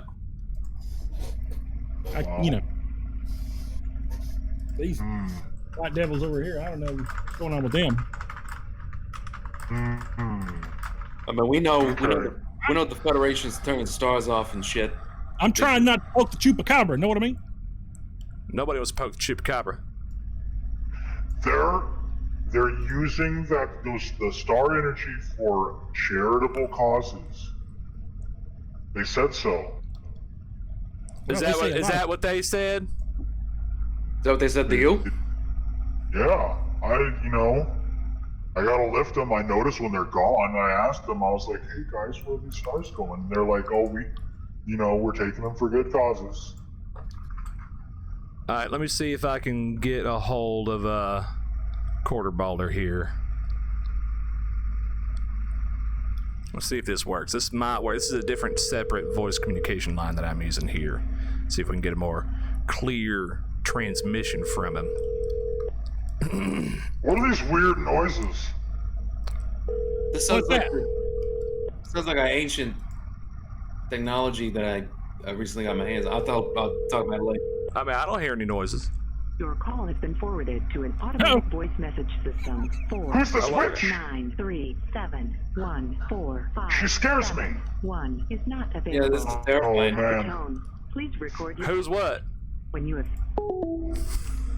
This is some weird thing from that Damn siren from outside the void. you Rivers, you guys are tapping into the 420 Trying to lure us to our death inside a wormhole. To be spaghettified. So I can talk more about the pictures I can draw? What? I don't know. You want to talk about pictures? What can you draw, Shy? I'm more of a tinkerer, not a drawer. Oh. What do you tinker? Oh, whatever I can put together. I like to put parts together. Got it. See what I can come up. That sounds cool. Yeah, one time I made a machine that makes you breakfast. You push a button and it hits a lever, it drops a ball, it hits another lever, it lights a candle on fire, which sets a piece of paper on fire, which drops a bowling ball onto a damn old seesaw, throwing the flapjacks onto the pan that's already been turned on from another ball hitting the switch. Holy fuck. Yeah, that's a lot of fun. It's a lot of shit happening. That's a lot of stuff things that happen. Let me tell you. Play around. This can't be. Are you a genius? I'm getting worried that this can't be a legitimate bout if he's this.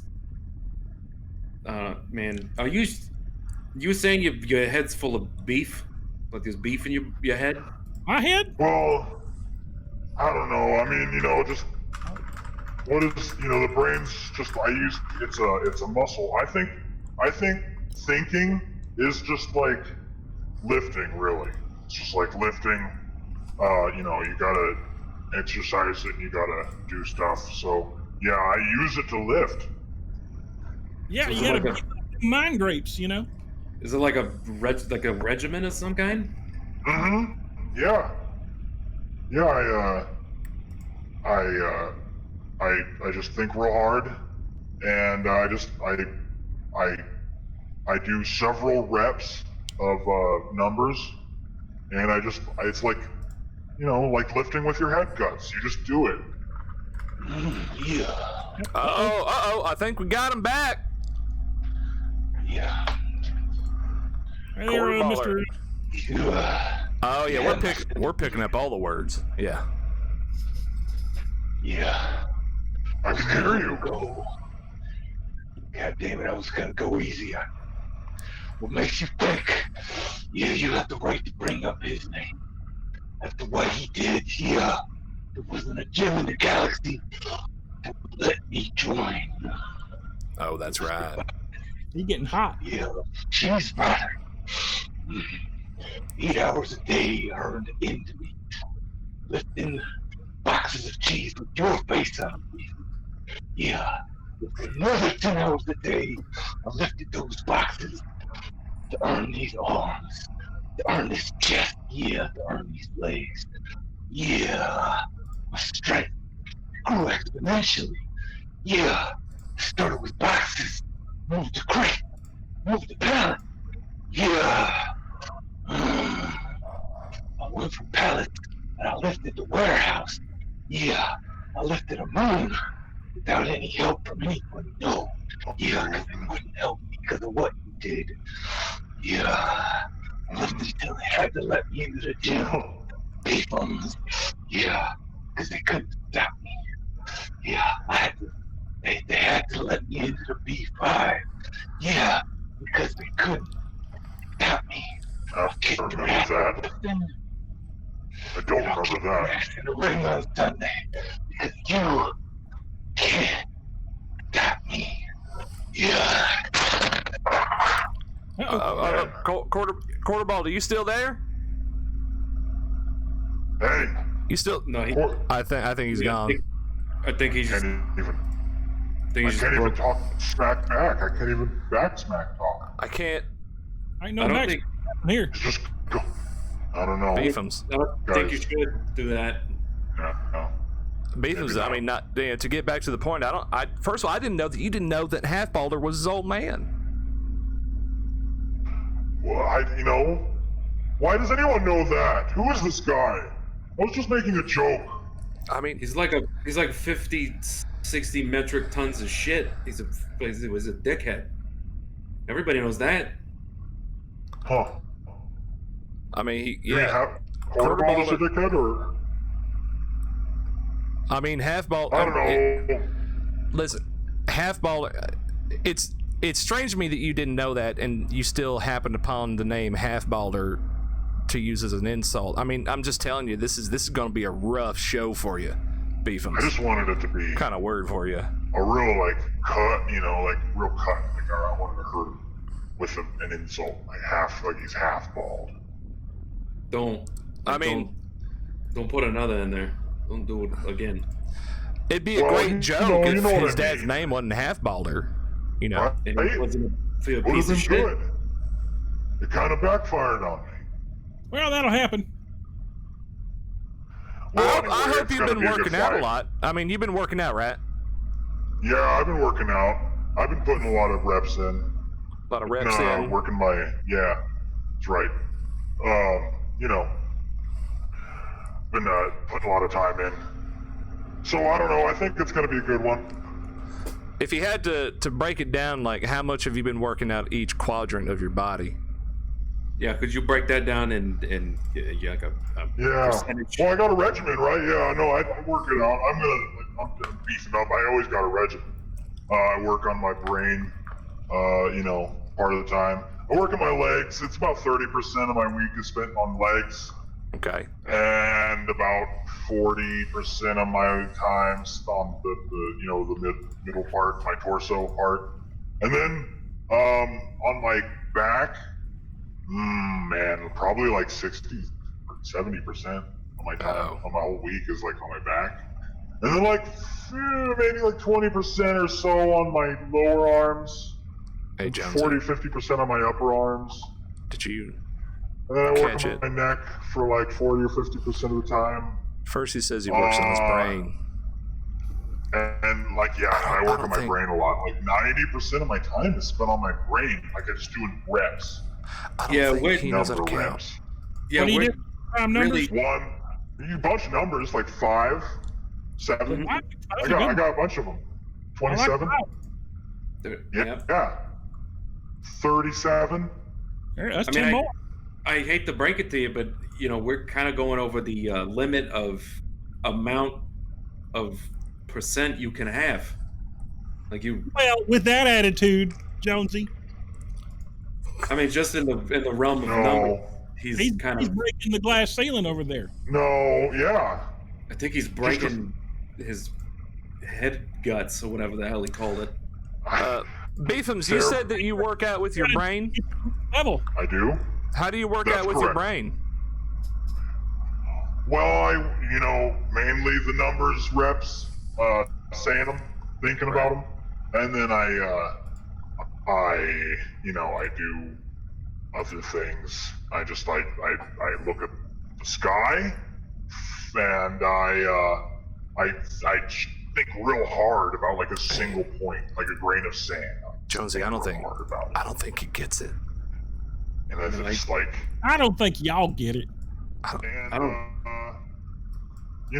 then I do brain push-ups. Have you ever heard of those? Bet you haven't. No, why don't you tell us what a brain push-up is? Jonesy, I don't think he's going to make it. Lay flat on your face. Shaggy, I don't think he's going to make your hands to your sides. Man, he's going to... And you do brain push-ups. You just go, 1, 2. Oh, no, this is going to be a nightmare. This is going to be a train wreck. 3. It's really hurting me. Yeah. Like a very primal way in my brain. Yeah. Keep it going, Beefums. Keep it going. Come on. Check out And this. then I switch to numbers reps. I go like 1, 4. Does he know what he's doing? What are we doing? 9. No, does Beefums know what he's doing? Oh, he's looking. 77. You ain't never seen that? Boy, don't know how to count. Hard, man. Just count. Fucking hard. 8. Yeah. No, we don't. We don't, man. No, This is we gonna don't. be bad. This is gonna be bad. Have I proved my point? Is there someone you can call to? Man. Oh God. More brain lifting than I do, anyway. Oh, Gaines, help me. Look, there's no. He doesn't stand a chance. Oh. He may be mad, and he may be bald. Allegedly. Yeah. But I'm gonna beat him with the force of my 7 arms. Wait, how many say you got? I thought you had 8. 2? What? Huh? I have a lot of arms. Oh. You got a lot of arms? How many? Yeah. I think he's got 4, right? Can we call somebody? You say so. I think this is outside of us, Jonesy. I don't think there's anything we can do. It's gonna be a damn. Y'all just don't understand the mind of a champion. You know what? Yeah, I don't. There's no stopping this, guys. It's gonna happen. Don't. It's gonna happen. Good. I don't understand the mind of a champion. I guess I don't. At all. Y'all never played ball or something when you was kids. You might understand. I played ball. It's 90% mental and only 45% physical. Okay, like you gotta will it up here. You gotta manifest. Let me show you guys something. What's But that? Shy Guy, you're not going up against. You're not going up against. Watch this. I'm gonna do a brain thing, guys. Okay, Watch. we'll do our best to watch it. Watch. Over the phone. I mean, he doesn't realize it's just audio only right now. This is just audio. You know what I mean? Shy Guy, he's gonna die. He's going to die. He's not gonna die. He's gonna ascend. Oh God. He ain't gonna make it. I mean, I'm not saying you got to be too book smart to fight, but this is beyond a lack of book smart. He's stretched out so much that he done disappeared. I can hear in his voice that he has just expanded outside of the realm of this reality. That's right. That's what it takes to win. No, that's what it takes to get just absolutely destroyed by Cord Balder. He's gonna kill the man. destroying. Well, I mean, he may not. I'm not saying it's guaranteed he's going to win, but that's the kind of fight you need to bring to the fight so you can win the fight. All I know is this is going to be happening in the next couple of weeks, and I think we need to do some live commentary on the fight. We may not have a video component, but we can snatch the audio out of the air and paint pictures with our voices. I mean, if you say so. I need to go see a doctor for my own brain after that level of stupid. I think. Hey, well for that. Beefums, are you there? I think we lost Beefums altogether at this point. He done stretched out so much. He's in another plane of existence.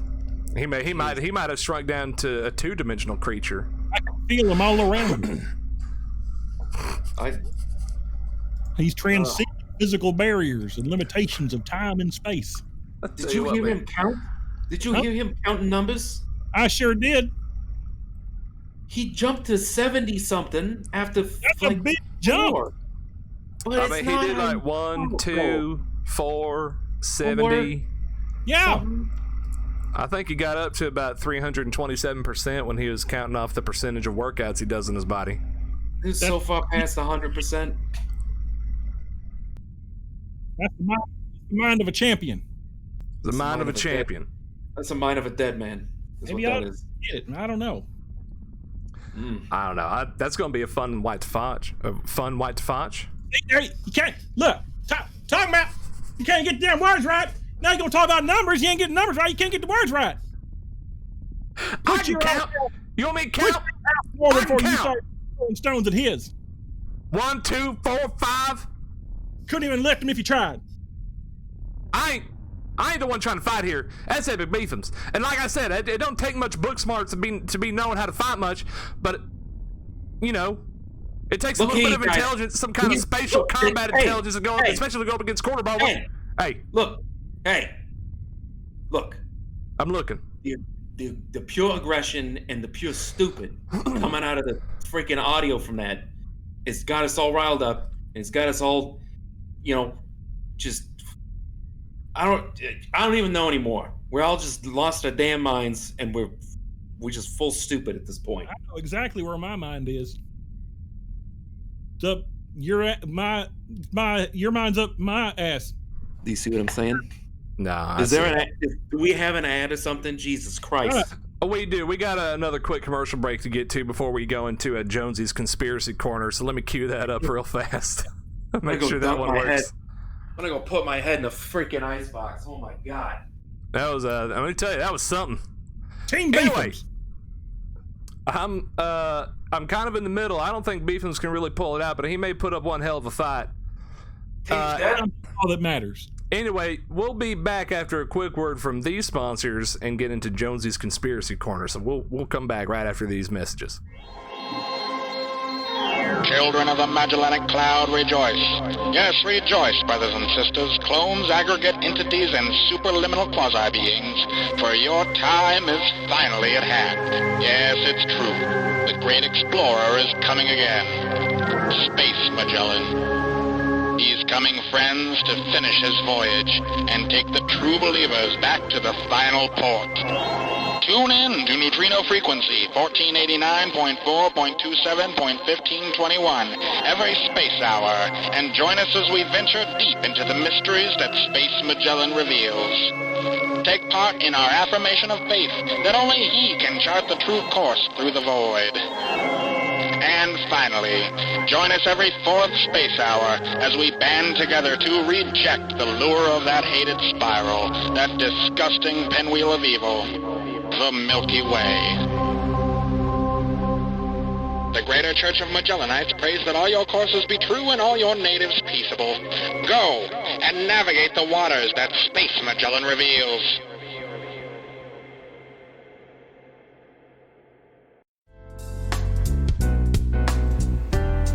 Hello, this is Mr. Man with Mr. Man system-wide generic product line. I have been enjoying human things. I went into a local sit-down food establishment. I requested onions for my cow steak.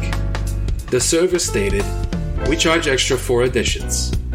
I stated, that this transaction was unacceptable and threw the menu at the wall, embedding it in place, and abruptly complained to the manager and assistant manager. Ha ha ha. What a good time. End relatability program. This cycle, we are enjoying a special on all synthetic wood pulp items. On all synthetic wood pulp products such as synthetic pulp paper, synthetic pulp cups, synthetic pulp paint, synthetic pulp shirt, and footwear. Save 69%. Ha! Nice. Remember, if it doesn't say Mr. Man, system-wide generic product line, it ain't for you. Man. Back to you, Buck Ruckus and team. Audio implantation end. Hello, hello! Intergalactim endorsing yet another delicious food product that will make you think it came straight from the bowels of Big Mama Bodine's kitchen. But not from Big Mama herself, because that's unsanitary and fucking disgusting. This time I'm here to talk about Mr. Hyper-Psychotic Coffee. You thought the coffee you were drinking before this would wake you up? Well, no sirree, Bob. And we all know the Buck Ruckus boys are big fans of alliteration, so let's try this one on for size. This caffeine-crammed coffee carries the capacity for crushing catnap cravings, single-handedly squashing sleep shortages with surplus servings of sugar, right shy of reincarnating relatives recently retired or relentlessly rotting while replacing all well-regulated remedies, replenishing nowhere near not enough nutrients needed for nourishing natural neural networking. Now try saying that 10 times fast, eh, Shy Guy? So if you have a duty cycle higher than that of old Bucky's Ruck Truck, but don't have the sleep schedule to match, then head on down to Big Mama Bodine's and get yourself a nice big old mug of that Mr. Hyper-Psychotic coffee, or you too will find yourself saying, Game over. Once again, this was Intergalactim coming at you with another delicious food broadcast. Thank you so much, and remember, always tip your waitress. Bye-bye!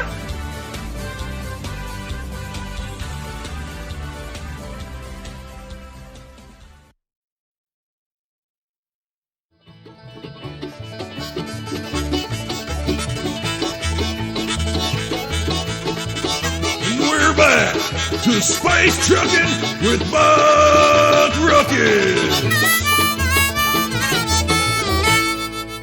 Let's get on back to it.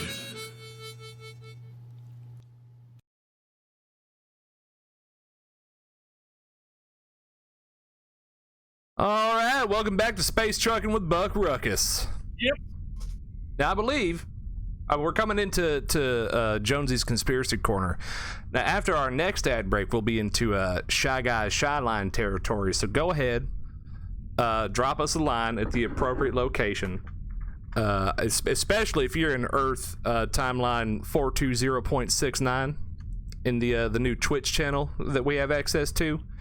You can join the Discord server and go to the Shy Guy Shyline channel and ask Shy Guy anything you want after our next break. But for right now, we're getting into Jonesy's Conspiracy Corner. So, Jonesy, what you got for us today? So, yeah. I got my hands on, after we've been having run-ins with the Federation, blocking all our shit. Got my hands on some old tech. I'm trying to get away from the digital, right, and get out from where somebody can crack into my stuff and steal all my shit. So the way I'm doing it is, I talked to a guy. He got me it's a old Earth pre-atomic horror. It's a recording device that somebody can, shoot a message through an audio message through the one of my holes, comes out the hole, and it goes into this box that's got an old magnetic tape recording system in it. Magnetic. It puts the voice on tape. On tape, so it's physical. It's analog. Like an analog system. Like we've seen this. Yeah, I mean this is pre-atomic horror tech. This is a long time ago. This is an old school way. Okay. Ain't nothing wrong with analog. A little bit safer. A little safer. If anybody tries to come at me, I can just, throw that into a fire or something. Right. Put it on a heavy, a real intense magnet. It'll wipe all that stuff off. So, I got that set up, and I think it was like, I don't know, a couple days later, I got 2 calls I got one. You got 2 calls. I got 2 calls. Right. And I think I sent them to you. You got them, right?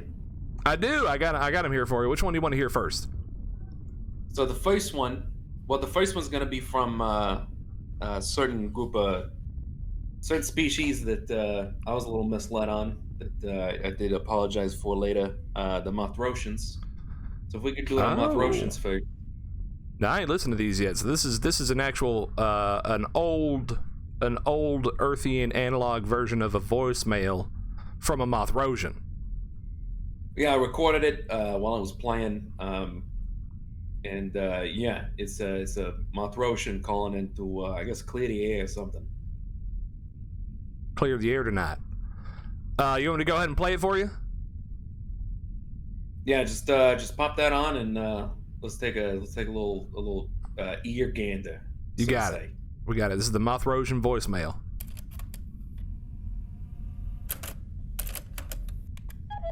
Monday, 9:22 p.m. Hey, you call the number, so leave some info. I'll get back to you whenever. There's a beep. Do all that after the beep. I mean, it sounds like you. Hey, Jonesy. Just give me a call. My name's Jeb. I'm a Mothrosian. We just wanted to reach out to you to kind of clear some stuff up. We know you guys are speculating on kind of our motives, whether or not we're evil or whatever. But listen, we get frisbees off of roofs, get kickballs out of yards. It's all out of love, really, universal love.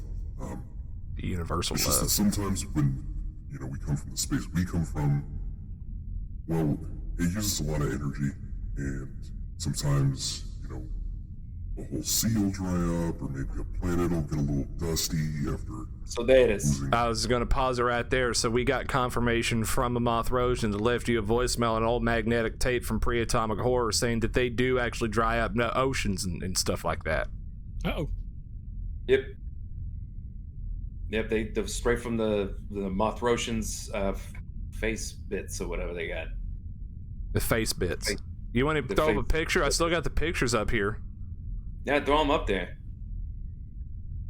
Yeah, you got little face bits down there. Maybe some face bits on this one. I mean, they got them red glowing eyes, like a cat or something like that, or like a raccoon or a vent rat. That was from a Flaxian, by the way. That last one? Yeah, that last one. It's a Flaxian that took that picture. That poor Flaxian. That was the Flaxian that they made. He made the deal with that Flaxian that gave him all them tall hats, and then a windstorm came and blew them all up into space. Yeah, that's right. Yeah, Let's see what else we got here on this tape. The whole sea will dry up, or maybe a planet will get a little dusty after losing a large amount of water, or sometimes some wormholes might disappear after a certain one of us fixes somebody's water filtration system. Yeah, that explains Sarah number 1. Even references when I was saying last time that I was visited by a Mothrosian. He showed up, kind of scared the shit out of me for a second, and then I found out that my water recycler was all fixed. Never had fresher water, and week or two after that, she's gone off to wormhole heaven now. But I lost my Sarah 1. Wormhole heaven, man. Lost your first hole. Ain't nothing sadder than losing your first hole to a Mothrosian. Somebody's water filtration system, but look, that's our bad. In the end. I mean, they say it's their bad. We're gonna clear some stuff up. It's not because we're That's good of them to take evil or anything. It's just, we're trying to help. We're trying to do our best. So, aren't we all? There's an important part coming up here, Shy Guy. Also, hey, could you guys, lay off a little bit on Planet Cahoots? There's nothing wrong with that place. In fact, if you need to get a hold of us, you want some help with a oil change, or if Shy Guy's got a voicemail he's not too proud of that he needs help What's he talking about? erasing or something, just reach out to us. We'll be on Planet Cahoots. That's where we hang out when we're not, being heroes. So, yeah. We'll catch you guys on the flip-flop.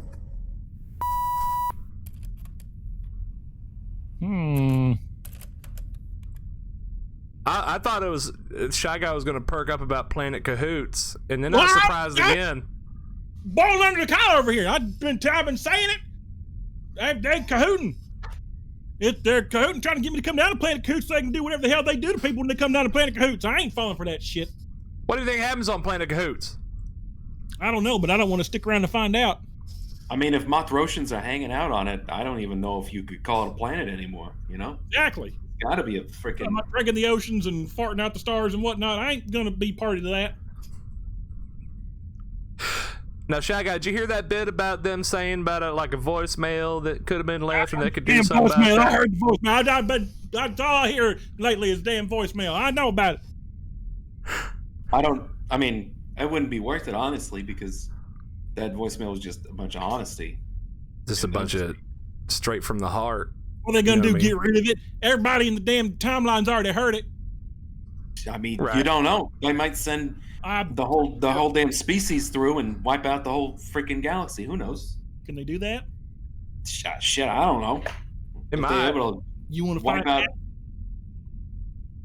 No, they can hang out on Planet Cahoots with whatever. They can stay there on Planet Cahoots. I ain't stepping foot on it. They can hang out with whatever other freaking galaxy-sized nightmare creatures. I'll go back to Marley before I go to Cahoot. Go back where? Go back to Planet Marley before I go on down to the Cahoot planet. I would too, but I also like Planet Marley. It's a pretty easy one to say. Unforeseen consequences. It was 11th place. The point is, you ain't getting me on no damn Cahoots. So I would also suggest anybody that might know where Planet Cahoots is, might probably stay away from there. Yeah. As well. I'd like to know the coordinates of Planet Cahoots so I know where to stay away from if anybody's got them out there. What sector it's in, what part of the galaxy it's in, that kind of thing. So, Jonesy, what do you make of this whole thing? Do you think it's an actual Moth Rosian? I got no reason to reject it. Well, I don't either. I didn't put my number out no ways, and somehow they was able to pick it up. They're able to sense when people need a hand. If they just pay attention to the fact that they ruining whole civilizations of planets and shit. Right. They come up to get a frisbee off of a roof or some shit. Just havoc creatures coming out of the void. It's crazy. Yeah, we caught. What have we caught so far on the Space Truckin' with Buck Ruckus show? We caught us a predator. We caught us now a Moth Rosian. What else have we seen out here and confirmed? The Federation in cahoots with something about predators and blocking off a sector and Dyson spheres and all that kind of thing. From Master Sergeant Jack Anoff. Master Sergeant Jack Anoff, to use and yours and so forth. Right, double salute. Oh, yeah. Double salute. It was took out I can't remember if he actually said he took them out, but he went up against 3 predators. He went up against 3. He somehow made it out alive, and they tried to confirm its existence. There's a lot of shit we found here so far in the Space Truckin' with Buck Ruckus show. Now, what about this other message? You want to skip on over to that one? Yeah. So before we skip over to that one, you'll hear it. So the answering box that I got, the recording device, it sadly it wasn't Y3K compliant, so it's kind of stuck on that Monday message for 9 whatever a.m. They all say Monday 9 a.m. It's just a glitch in old tech. I don't think it's that big of a deal. Yeah, so I don't know if the Atomic Horror took it out or something, but yeah, it's kind of stuck on that message. But if you want to play that next one, there's a special little organization that called us on that. I guess called me on that one. A special little organization. Well, I'm going to be listening to it for the first time. I think Shy Guy is too. So let's go ahead and get it loaded up.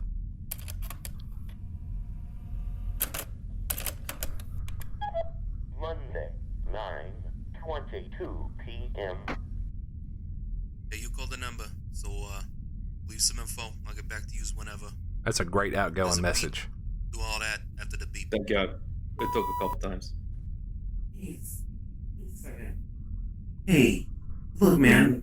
I can't be specific, but I'm with the Federation. You guys are just being real mean to us, and we're not doing nothing. Like, y'all think we're teaming up with like bad guys and stuff, and that's not happening. Like, we're trying to like make stuff better, and y'all just keep putting us down every time y'all do a show, and that's not cool. Like why can't y'all talk about that workgate we built over in Sector 397?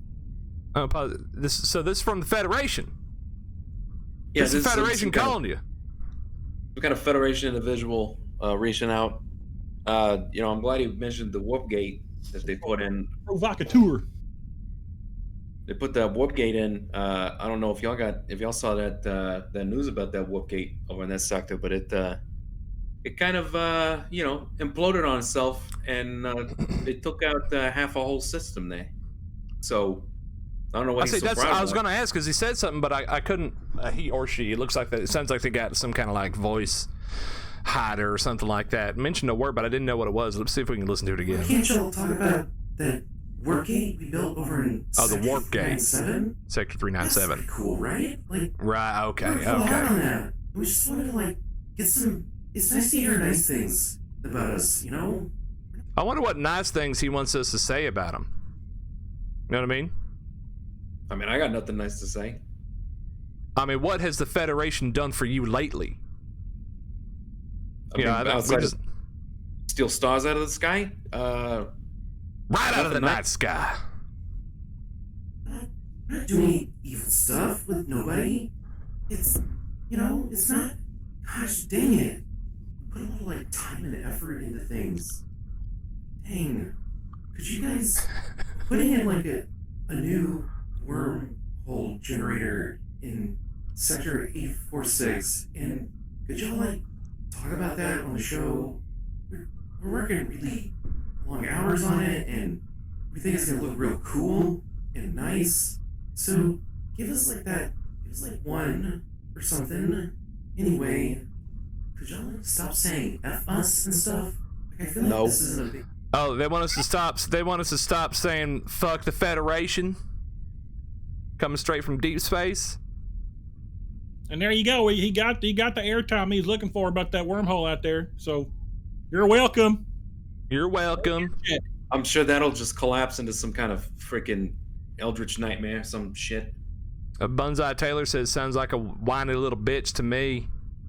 10-4. No, he's a heavy level turd for sure. 10-4, good buddy. Could y'all like stop saying F us and stuff? Like, I feel like this isn't a big ask. Man, like, whatever. Like, I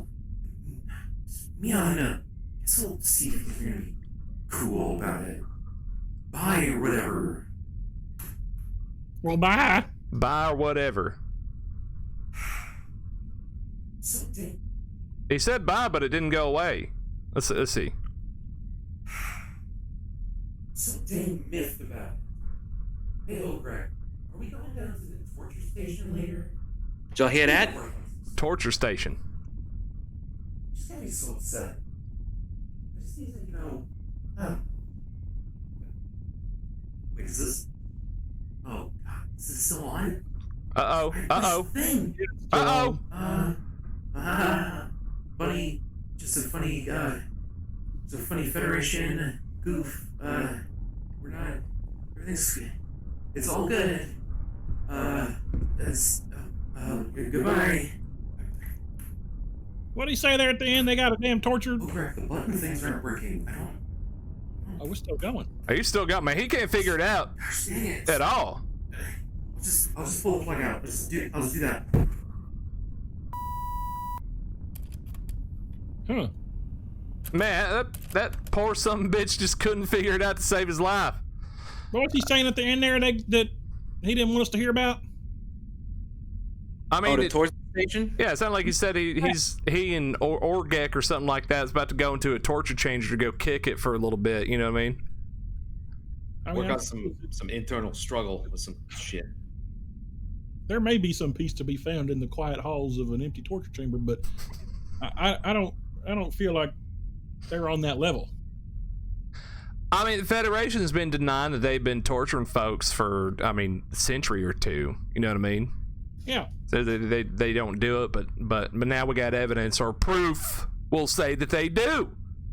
Now, Jonesy, were you able to trace where that call came from?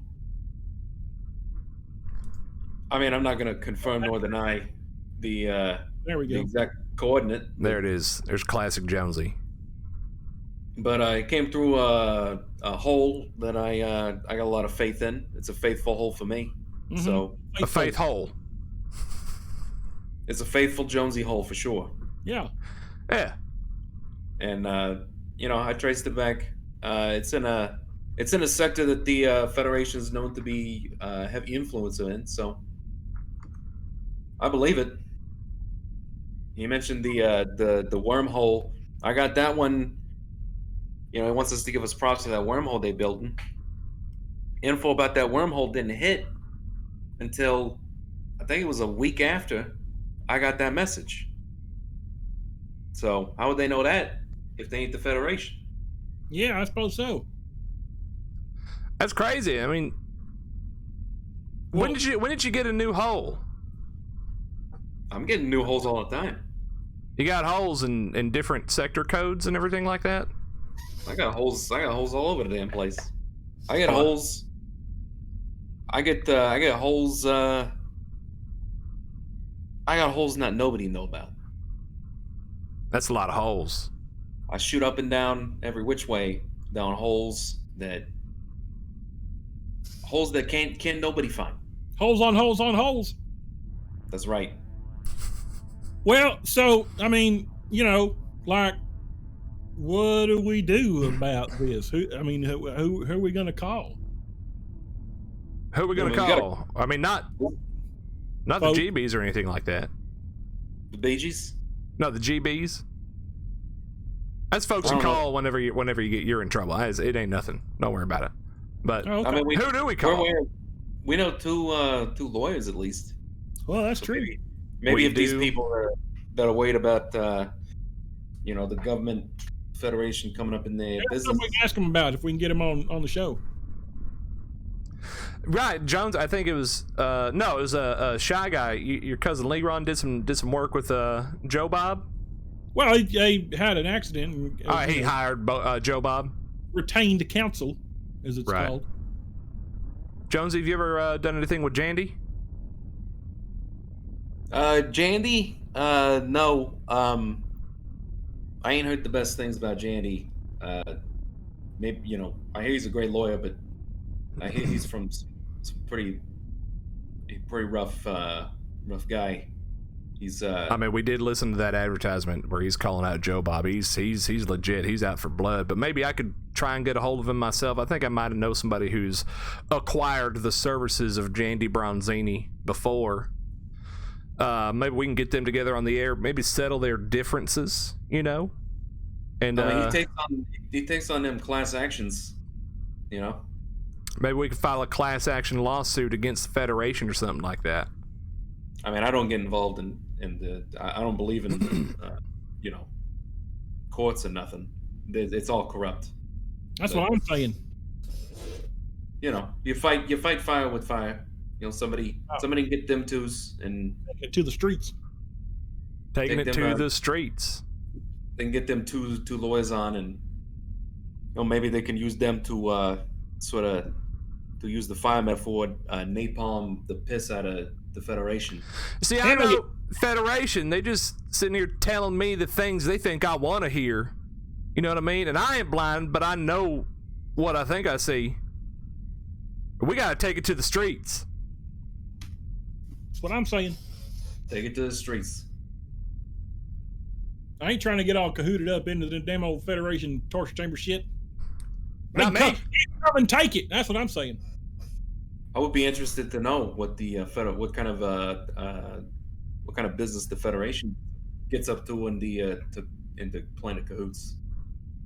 Yeah, and see, now you're on. Now you're thinking. You know, they got to have some kind of branch headquarters on Planet Cahoots. Hell, they could have even founded Planet Cahoots. Maybe the Mothrogens are a damn line of secret underground genetically enhanced super agent assassins set out by the Federation itself. You ever thought about that? Super agent assassins. I don't know. That sounds kind of crazy. Think about it. Right? Think about it. You got to stop and think about it. Hey, Jonesy. Think about it. I'm thinking about it. All right. That's all I'm saying. Just think about it. I'm just saying, the amount of energy coming off of a planet like Planet Cahoots with all them Mothrotions, there's got to be some kind of, you probably pull all kinds of energy off of that. That's what I'm saying. Maybe they're playing both sides. Both sides, every which way, all through the holes. Every which way but loose, man. Hey, there you go. Hey, man, me and Shy Guy on the same wavelength again. Talking about right turn Clyde. I ain't trying to take a right turn into that bucket of syrup. Not at all. What else you got, Jonesy? In conclusion, what would you say here, Jonesy? Well, I was never told to use that term in conclusion, because then you just sound like you end up sounding like that turd they called in from the Federation. Oh, I see. Right, you don't conclude nothing. You can neither confirm nor conclude nor deny. I ain't gonna confirm, deny, nor conclude nothing about the Federation. I'm working hard on that. If you want to reach out to me and let me know how the Federation's screwing you, just hit me up on Jonesy's Conspiracy Corner, and we'll definitely take that info into consideration, and we'll definitely put some stuff together. I'm seeing this as like especially after that message, I'm seeing this as like a multi episode operation. That's right. Pieces of shit taking stars away and melting wormholes, taking our loved holes away. Just cahooting all over the place. Cahooting all over the damn place. On Cahoots, outside of Cahoots. Cahoots on Cahoots on Cahoots. Hoots on Hoots on Hoots. That's a great idea. They can, especially if you're in Earth Timeline 420.69, you can go to that Discord server and jump into the Jonesy's Conspiracy Corner text line and let us know how the Federation is screwing you, if you have a Federation. You know what I mean? We don't know too much about that timeline, but there's always one. Every time. Every gosh dang time. Let me tell you. Well, if that about wraps up this segment, then we can take another quick ad break and get back to Shy Guy's Shy Line. Anybody out there, if you got a question for Shy Guy, you can go to that Discord server too, and go to Shy Guy's Shy Line, the text line, and let us know what questions you would like the one, the only, the gorgeous Shyler Mervin, Ephraim Thurston, Aloysius Boyle III. Yeah, that's me. And see what he can answer for you. We're gonna figure it out. Gonna figure it on out. All right, let me load this commercial break up. Make sure nothing screws up this time either. Take three. We do this one. All right, y'all, we'll be back.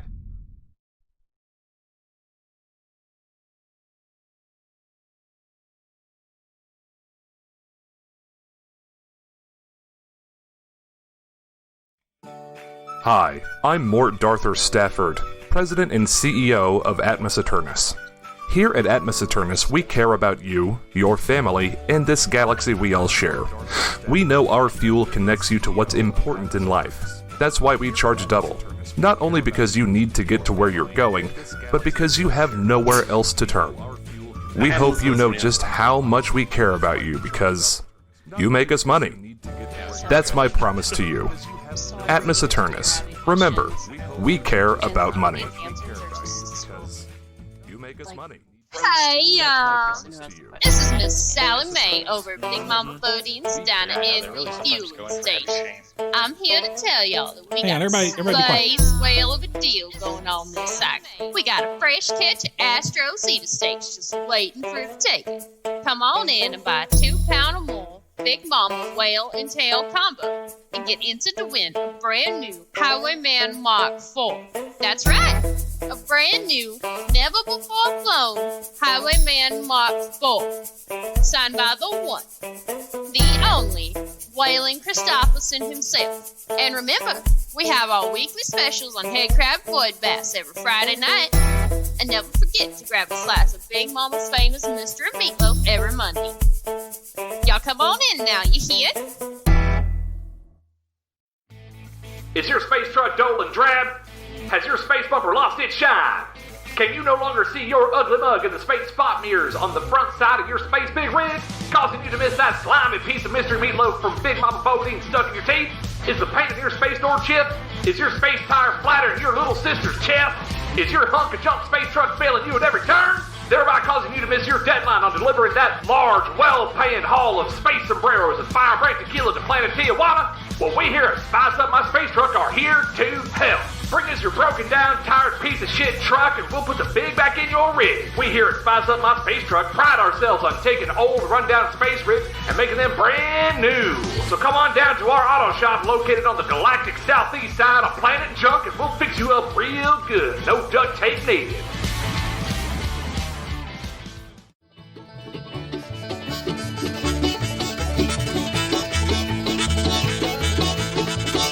We're back to Space Truckin' with Buck Ruckus.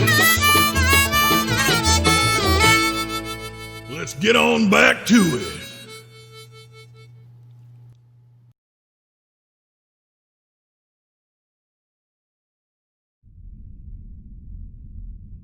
$1 million? Alright, we're back to Space Truckin' with Buck Ruckus. Thank you so much, clarification _ Hell yeah. Hell yeah. Hey, Shy Guy. Hey, man. I think we got some questions here for you if you're ready. Looks like it, man. We Let's can just do put it. the hammer down and get on into it. All right, we'll start with the first one on my list here. Dear Shy Guy, this is Penny writing you once again. Oh, wait a minute. My shit just got screwed up. All right, and Dear Shy Guy, this is Penny writing you once again. Thanks for all the ideas you gave me last week for my Earth Timeline 420.69 party. I've already purchased the Monster Truck Rally Party Pack trademark. I even decided to spring for the Drag Race expansion pack as you made it sound like so much fun. However, this brings me to a whole new conundrum that I need your help with. The Drag Race expansion pack came with a very revealing clothing, prosthetic mammary glands, and a frankly obscene amount of makeup, and a metric ton of sass. Unfortunately, it did not come with any instructions on how I'm meant to use these items with the bio-horror automobiles that came in the original party pack. I am completely at a loss. Help me, Shy Guy. Thanks as always, Ms. Penelope Lane. Well, Miss Penny Lane, we sure appreciate you getting back to us. Boy, that's a pickle, huh? But you know, I suppose that's a pretty easy mistake to make. It ain't the first time I've ever heard about this. Really, all you can do is try and get those monster trucks to wear them clothes and put on the who's who what's on the thing, and then just have a big old karaoke party. You see, we have this is the recurring theme we have in this segment of the show, which is turning problems into opportunities. You got an opportunity here to put on the best damn monster truck karaoke drag queen karaoke party you ever seen. Yeah, I said that right. Here we go. I think you said it right. Yeah. And as far as garnering a performance out of these things, I don't really have a whole lot of advice to give you on that because, my understanding of this drag race mentality is you kind of have to feel it. You kind of just got to get that spirit up inside you and just bring it on out. Like I don't know if I'd do all that well. You slap some rouge on me or what? I don't know if I'd can hang necessarily, but yeah, not that I wouldn't go and have a good time and maybe make some friends while I'm there. I'm just saying that. Not to interrupt, Shy Guy, but I think we could really gussy you up and make you the belle of the ball next time there's something happening at the dance hall at Big Mama Bodine's. I mean, you could put lipstick on a pig or whatever. Right. You could. You could. Yeah. Yeah. I mean, when I used to work with my dad on the head crabbing trawler, a lot of his crew, in fact, I'd say a majority of them would get very into the whole drag thing. And I went to a couple of the shows to show our support. It's like a family. Absolutely. And it really is. It's almost like one moment they're on the head crab boat fighting the crabs down into the hold, and then it's almost like a month later you're seeing them just looking just their damn best up there on the walk, just feeling it, just getting into it, feeling it. I think they got the spirit in them. You just put it on. You put it on, and however it comes out, if you're feeling that, that magic, as they used to say, if you're feeling it, Queen, you do it. Yes, Queen. A lot of snaps involved. That's all I know. 2 snaps and a cupcake. That's it. And then they'd have that night or that weekend or whatever, and they'd be right back on that boat, and they'd be, chucking just buckets of head crabs. It's true freedom. It's a true expression of freedom. You know what I mean? Yeah, exactly. Get down into it. Feel it. So that's what you do is you have that rally, that talk with them monster trucks and say, hey, we're gonna make moonshine out of moon rocks here, and dress them up, make sure the lipstick's on point, eyebrows are on fleek, and then it's all about reorienting your preconceived notions of fun. I think that's what it's all about. So you thought you was going to have a monster truck rally and blowing shit up and crushing things, and here they come, fierce and fabulous. So just turn it around, turn it around, make it work for you. Yeah. I seen 10-foot tall, 400-pound, just muscle-bound fellas just slap on a dress and get that makeup just right, and some of the most fun I ever had was going to them events. You gotta take a look at what you're working with. You go, okay, we got big broad shoulders, we got the appropriate skin tone. You don't put a dead animal on it, just like croc skin, buttercream croc skin. Go in there, check the waist, and then dress it up as best you can. It's fun. It's free. It's freeing. Maybe them monsters will learn a thing or two about how to have a regular party instead of blowing shit up. I mean, not that blowing shit up ain't a whole lot of fun. Don't get me wrong. I'm about it. But if there was a mix up in the party packs you ordered, well, now you're making gumbo. And now you're cooking with gumbo. I think we about settled that one, Shy Guy. What do you think? Yeah. Let us know how it went. Tell me who came in first. If you're able to, send us pictures. It's been a long time since I've been to any kind of drag competitions of any sorts. Yeah, exactly. Right. Jonesy don't get out much. Well, he can neither confirm nor deny if he gets out much. If that makes any sense. I'll neither confirm nor deny. None of them. None of them. All right. Let's move on into the next one. All right. You ready, Shy Guy? Yeah. Dear Shy Guy. Hey. My boyfriend is a real swell guy, but he has trouble waking up in the morning, causing him to always be late. He relies on an obsolete wakening device that does nothing to stir him, and since he's as stubborn as a face hugger in heat, he won't change it. What do you recommend I do to resolve this issue? So, we used to have this problem back at home. Mama didn't like it if we didn't get up on time, because there was stuff to get done around the house and around the dirt farm. A lot of chores. You got to get the chores done. Right. And, I used to have one of them old timey alarm clocks that do the digga digga digga digga, and you don't even wake up. You just pick it up, throw it against the wall. I have a tally on the wall for how many clocks we'd done shattered. Mama got real tired of that. So she started to get a little clever with it. One time she came in there, she had this big old cast iron, what you call it, triangle thing. Like a spoon and a triangle. She walk in there, digga, digga, digga, digga, digga. Get your asses up, get out there before I kick your ass. I swear to God, I'm gonna fucking murder. That'll get you running. Mama Shy Guy, when she says she'll kick your ass, that ain't no empty threat. She'll come kick your ass. She'll literally make you bend over and shove a boot halfway up your ass. She don't play. She don't play. You might just have to take a bit of a heavier hand with them. I think is what the issue is here. You could try dumping water on him.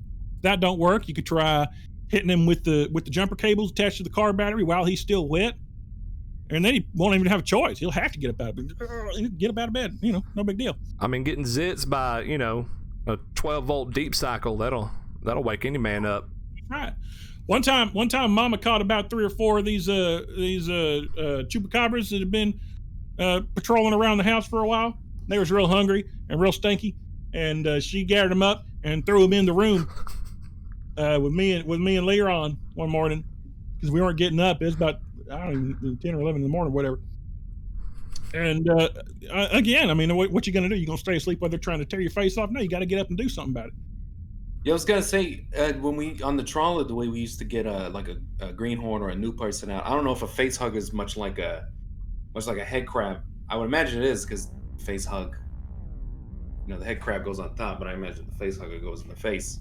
But we defang one, waiting for this greenhorn to miss breakfast time to get out there on the deck. Yeah. And we take the fangs out and we just throw that sucker right in the bed with him. And a defanged face hugger still nip you. Oh yeah, they'll nip you left, nip you right. Those little claws on the end, you feel one of those things, squiggling up your business. That'll send you right out on the deck. It's real funny to watch too. Yeah, it's about reducing the options. You know what I mean? Like, don't give a choice. You gonna go through the wall? You can go through the wall. You can go on the deck. Or get out of bed. Mm-hmm. Sometimes it's a little bit of tough love, I think, is what I'm trying to say here. I don't know how long it's been going on or what other things you've tried to do to get him to get up, but sometimes you gotta take it to him. Maybe you can defang I don't know. Do face huggers have fangs? Do that. Yeah. Toss one of them in there. Yeah. Waking up to a fanged face hugger. Let me tell you. You gotta wake up. You gotta wake up, otherwise you're dead. It takes over. It hugs your face, and then you become some kind of head crab face hugger zombie. They told me I used to sleep like the dead. One time they stuck an EKG up to my head to measure it, and the doctor said, yeah, that after a while I went so deep into sleep that I was clinically brain dead. Now I've seen a device on the Hamnet. It's called the Sunriser retractable mattress. And what it does is it's a little spring-loaded action, and it fits under your mattress. And when your alarm goes off, it has varying speeds. It can slowly lift you up and guide you into a wakeful state, all the way to just catapulting you straight into the wall. Sometimes that's what it takes. It's kind of like the bed. You're not waking yourself up. The bed is physically waking you up to the new day. Yeah. That might be something to look into. Hang on, what's the name of it again? It's called the Sunriser retractable mattress alarm system. Might be kind of fun for you. I got a family member that still does the crab trawling, and with the Federation getting everybody's business, you can't really throw defanged face huggers or not the head crabs into people's beds no more. True that. I mean, breaking no regulations or nothing if you can help it, but people get so sensitive now, Yeah.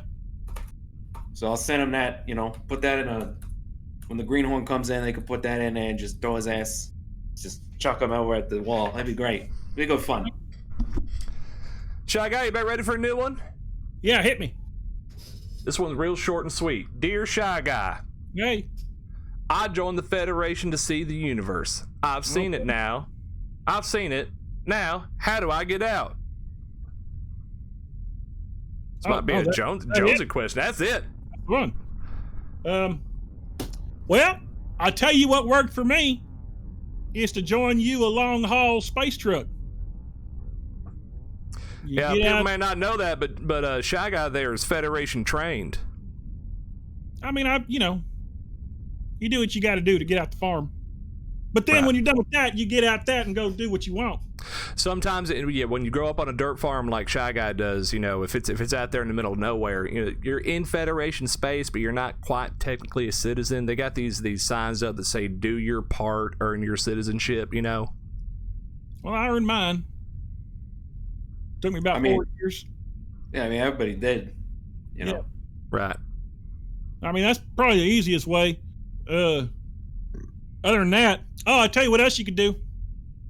If the trucking life ain't for you, go on down, go see our boy Captain Clams down on Planet Marley.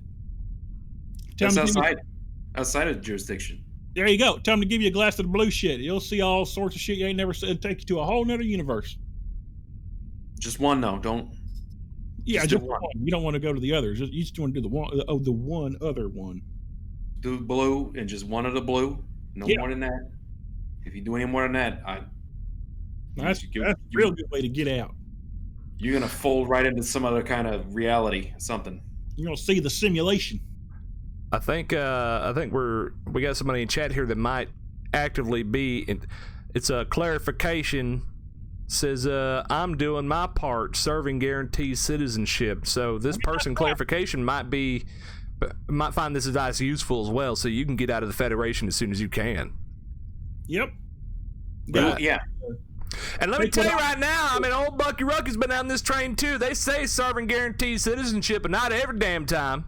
Not every damn time. They'll bait it right there in front of you. You keep chasing after it, but they just keep pulling it back, making you serve even more. We had quite a few guys on the crab trawler. They got right up to that line. They got right up to like the last year, maybe week even. And then all of a sudden, we got to pull you for some kind of medical shit. You're sleeping too late. They make some shit up. They make it up. Yeah. Screwed. Think we about handle that one unless you got anything else, Shy Guy. Yeah, I think that's it, right? That's probably the best way to handle it. Let's see. Hey there, Shy. Hey. I heard about your amazing genius breakfast contraption that makes breakfast with just a pull of a lever. And I think something kind of like that is just the thing I need to complete my home security system. Can you make a similar contraption, but instead of a lever, there's a tripwire? And instead of breakfast, it does killing? Well, now see, that's more up Cousin Leron's alley. That's the line of work he's in. I mean, I could probably throw you some suggestions or whatever. If you got some maybe some early drafts, I could take a look. But honestly, I'd probably refer you to Leron because that's his wheelhouse there. I've seen him make all kind of shit that you step on the thing and it takes the man and throws him around and tosses him in a damn old style bingo roller and throws. Look. Tell you what, I'm gonna send you Leron's card. You give him a call, tell him I sent you. They'll get you set up. Now I might have missed it. Was this something y'all was talking about while we were dealing with Quarterbalder's audio issues? That was earlier on. What were we talking about? Oh, my breakfast machine. Your breakfast machine. Well, yeah, back in the day, to fill the hours, I'd come up with these contraptions to handle everyday tasks for me in a convoluted and amusing fashion. So, like, would you ever use it to skip school? What to do? What now? Like skip school, like avoid going to any kind of classes or nothing. To go and where now? You know, at school, like it's a big building to go, and they teach you things. You learn like numbers and words and books and stuff. Oh, doing the book learnings. No, I didn't go to none of that. We didn't have money for that kind of stuff. We learned what we needed to on the farm. I mean, why bother if you're just going to be if you're going home to a dirt farm? You only got to know about dirt farm and stuff, and there's a lot of things to know. Our collegey kid stuff. We didn't get into all that. I mean, I'm gonna go to university and get my degree in underwater basketball. And who needs all that? I keep this thing running just fine. I mean, he does a good job. I'll give him that. School. I don't need my damn school. Anyway, what are we talking about? Oh yeah, killing machines. Yeah, that's more Leron's business. I can send you to him. He'll come up with something for you. He likes to base his contraptions off the Chupa Zapper we've talked about before. Man, I tell you what, times we'd be out there on the farm having a drink, watching them run into the thing. You could just see the flames dancing in his eyes like he was entranced, and like he's into it is what I'm trying to say here. He'll come up with something good for you. I think it's pretty good, and we can follow up with that one. Has Leron ever thought about getting into like amusement parks, making? Oh, it's amusing as hell to watch him work. But get a start designing roller coasters or space coasters, any of that. Well, he did come up with this contraption that when you step on the thing, it throws you into this cart. It's on a track, and you might think it's a fun little ride at first, but what it does, it goes up real high, and then it comes back down, and then it does 6 or 7 consecutive loops at smaller circumferences, so that by the time it's done, you're dead. That doesn't sound like it. I'm gonna take that as a no. If you gotta go, that's probably a fun way to do it. Something about it deprives the brain of oxygen long enough for you to go, and he was tickled to death about it. No pun intended. Yeah, I mean, that's quite the roller coaster. Yeah, I mean, it sounds like I wonder if you could engineer it to where like it takes you out, but then it brings you back. See, it's like a life after life, or like, do you believe in life after life, or do you love it? You know what I mean? Like, do you believe in life after love of this roller coaster? I mean, maybe you just got to believe. You just got to believe it, I suppose. But I don't want to look. I'm out here. I ain't trying to get on his damn death coasters, but it is fun to watch him work and to see how happy it gets when it does work. So maybe that's enough. Well, I think that answers the question about the feller done wrote in about to you. Yeah. Let's move on to the next one. Oh, okay, all right. Hi, Shy. Hey. My species is called the Flesians, and we evolved on a planet that orbits 3 suns. The suns orbit each in a stable 3-body configuration, and every so often, months, years, centuries, there is no pattern. Our planet gets tossed from one sun's orbit to another seemingly at random. Sometimes we get thrown way out of a long parabolic arc where the 3 stars just become dancing dots in the sky and the whole planet turns into an ice ball. Other times our planet is dragged through the upper atmosphere of one of the suns on close passes, and it turns into a cinder. Every endless variation, we nearly go extinct. The survivors grow and expand within a few generations and try to rebuild on the burnt or frozen bones of our ancestors. Every time, it ends the same. Shy, help us break the cycle of annihilation and escape the chaos. Liberate us from our 3 angry gods of gravitational tyranny, please. It's kind of a like a legit call for help. It's like an existential problem almost. Tell you what, I'm gonna give you Leron's information also. Maybe he can help you come up with something. Maybe come up with some kind of like planetary orbital death coaster that a couple of them stars could take, and then they collapse or one gets thrown off course, and now you might have like a really long elliptical type of orbit after that, where like at its I think it's the aphelion, you are kind of turning, it's getting a little icy, and then whenever you get to the, I forget the name of it, but you come past pretty close to the sun, you're not freezing over and you're not on fire, but you know, get something a little bit more sustainable. Maybe we can come up with something that'll oh hell, that might be a bit bigger than I can handle. I don't know about all that one. What's that, Shy Guy?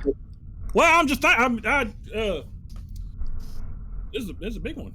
Maybe this is one of the only ones that a Moth Roshan could actually help with, you know? I mean, okay, so we're gonna have to design some kind of like license contract or something with this Moth Roshan to specify each and every little way in which this Moth Roshan is being employed to help, so that we can try and ascertain and prevent whatever cataclysmic disaster would happen afterward. You know what I mean? I mean, they seem like they're already having some cataclysms. That maybe maybe a Moth Roshan coming in and actually doing something other than changing somebody's filter, getting frisbees off of roofs. Like maybe the return on that one is, you know, you don't go through the cycle again. I think my question here is, why are they still there? Couldn't you just move to a different planet? I mean, people don't want to leave their homes. Yeah, but if your home gets burnt down every couple of years, well, not even that. They don't even know. There is no pattern. How can they predict? They don't know. So every day, every other day, they're either on fire or frozen to death, and it sounds like a little more trouble than it's worth. I think maybe. Well, Shy Guy, I think you're answering your own question. If they're getting, a cataclysmic disaster every few years, then there's no way for them to build these spaceships necessary to leave. And also, where would they go? I guess they could become some kind of planet hopping type thing. Sure. Out on a generation ship flotilla situation. Maybe you get into asteroid farming. Hey, there you go. Asteroid farming. Easy. He's a speculator. Yeah. Speakeasy help you.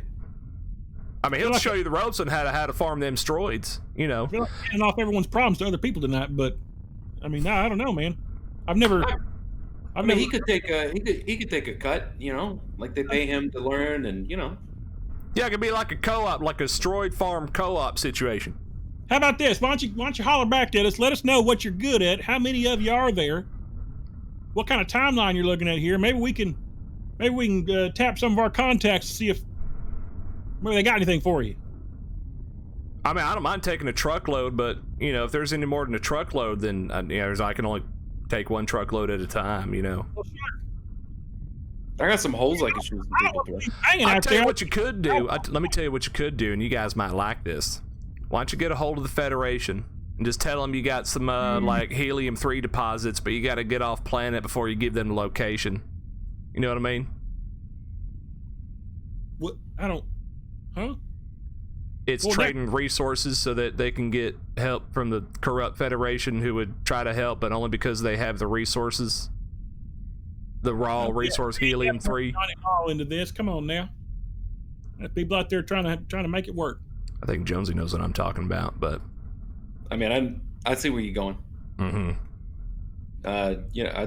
Do you think there's like enough space truckers out there that maybe you could start like a side gig where they get off planet with the Federation, and then the minute they get the opportunity, they go to this facility, and then boom, they got their own little space trucker to join with so that they can get out. It's not a bad idea. Yeah, I suppose not. Well, there you go. There you go, boys and girls. Y'all got to get out. I think that about answers that one. We have one more quick little break, and we'll come back to Hey Buck, what you ruckin'? Sound good?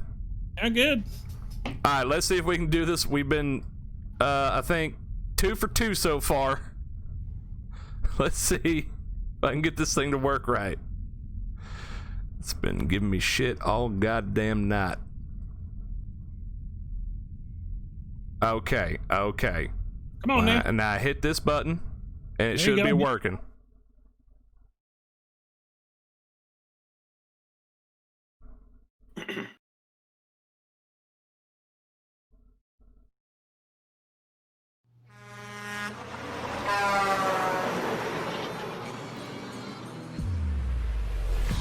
Did you get jacked up? I'm Joe Bob Huckenchuck, the Star Sledge. When greedy insurance companies cheat space wreck victims, I get angrier than a vent rat hopped up on the pit pipe, smoking on the glass fudge, tripping on Jazz brand Nurgle salad. It's time to kick the tires and light the fires, Big Daddy. My client needed full torso reconstruction surgery after a privateer railgun discharge and sent his guts a-chasing after the ancient Voyager probe at relativistic speeds. I got him 2.5 million credits. I slam and I jam. I hammer him to get the compensation and benefits the law says is yours. Hey there, Joe Bob. What's the word on the streets? Hey there, TJ. The word on the streets is that Jandy Bronzini is a cut-rate cheapskate who can't advocate, let alone cross-examinate. He wouldn't know a courthouse from a slaughterhouse. He wouldn't know a defense from a picket fence. That high-pipe fixer-upper of a yuppie-gubber couldn't help no one if he tried. If I had a nickel for every case he'd won, I'd have 2 pennies and a copy of yesterday's news. If you want real results that you can write home to mama about, if you want to get what's owed to you quick, fast, and in a hurry, if you want someone who can put the hammer down and get the job done, then call me, Joe Bob Huckenchuck, the Star Sledge. Man, don't get hurt again. Call Joe Bob now. And fuck Jandy Bronzini.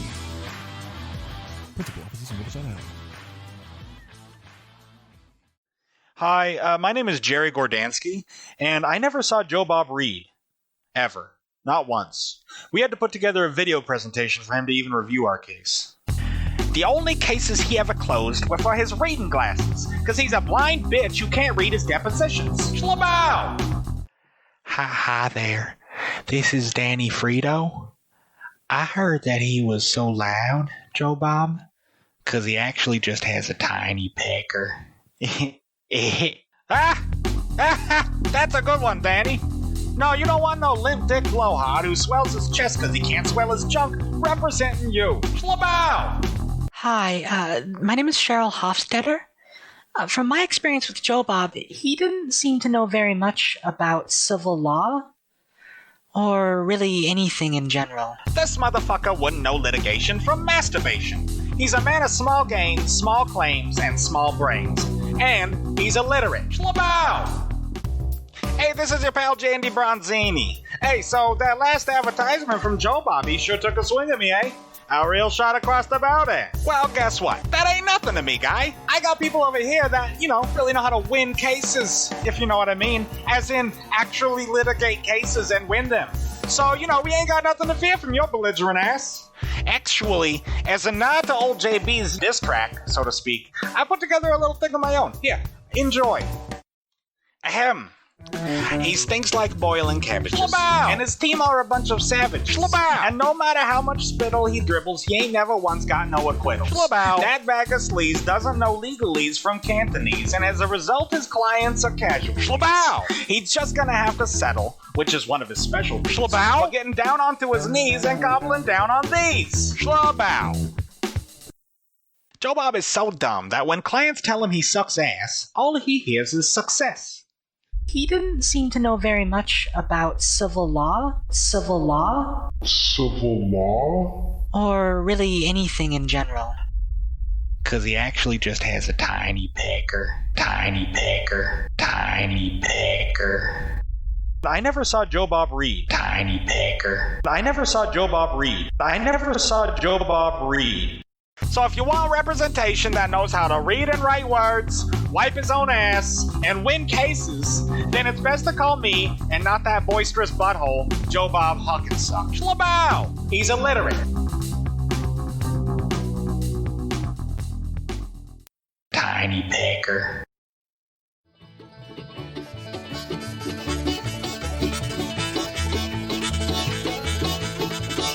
We're back to Space Truckin' with Buck Ruckus. Let's get on back to it.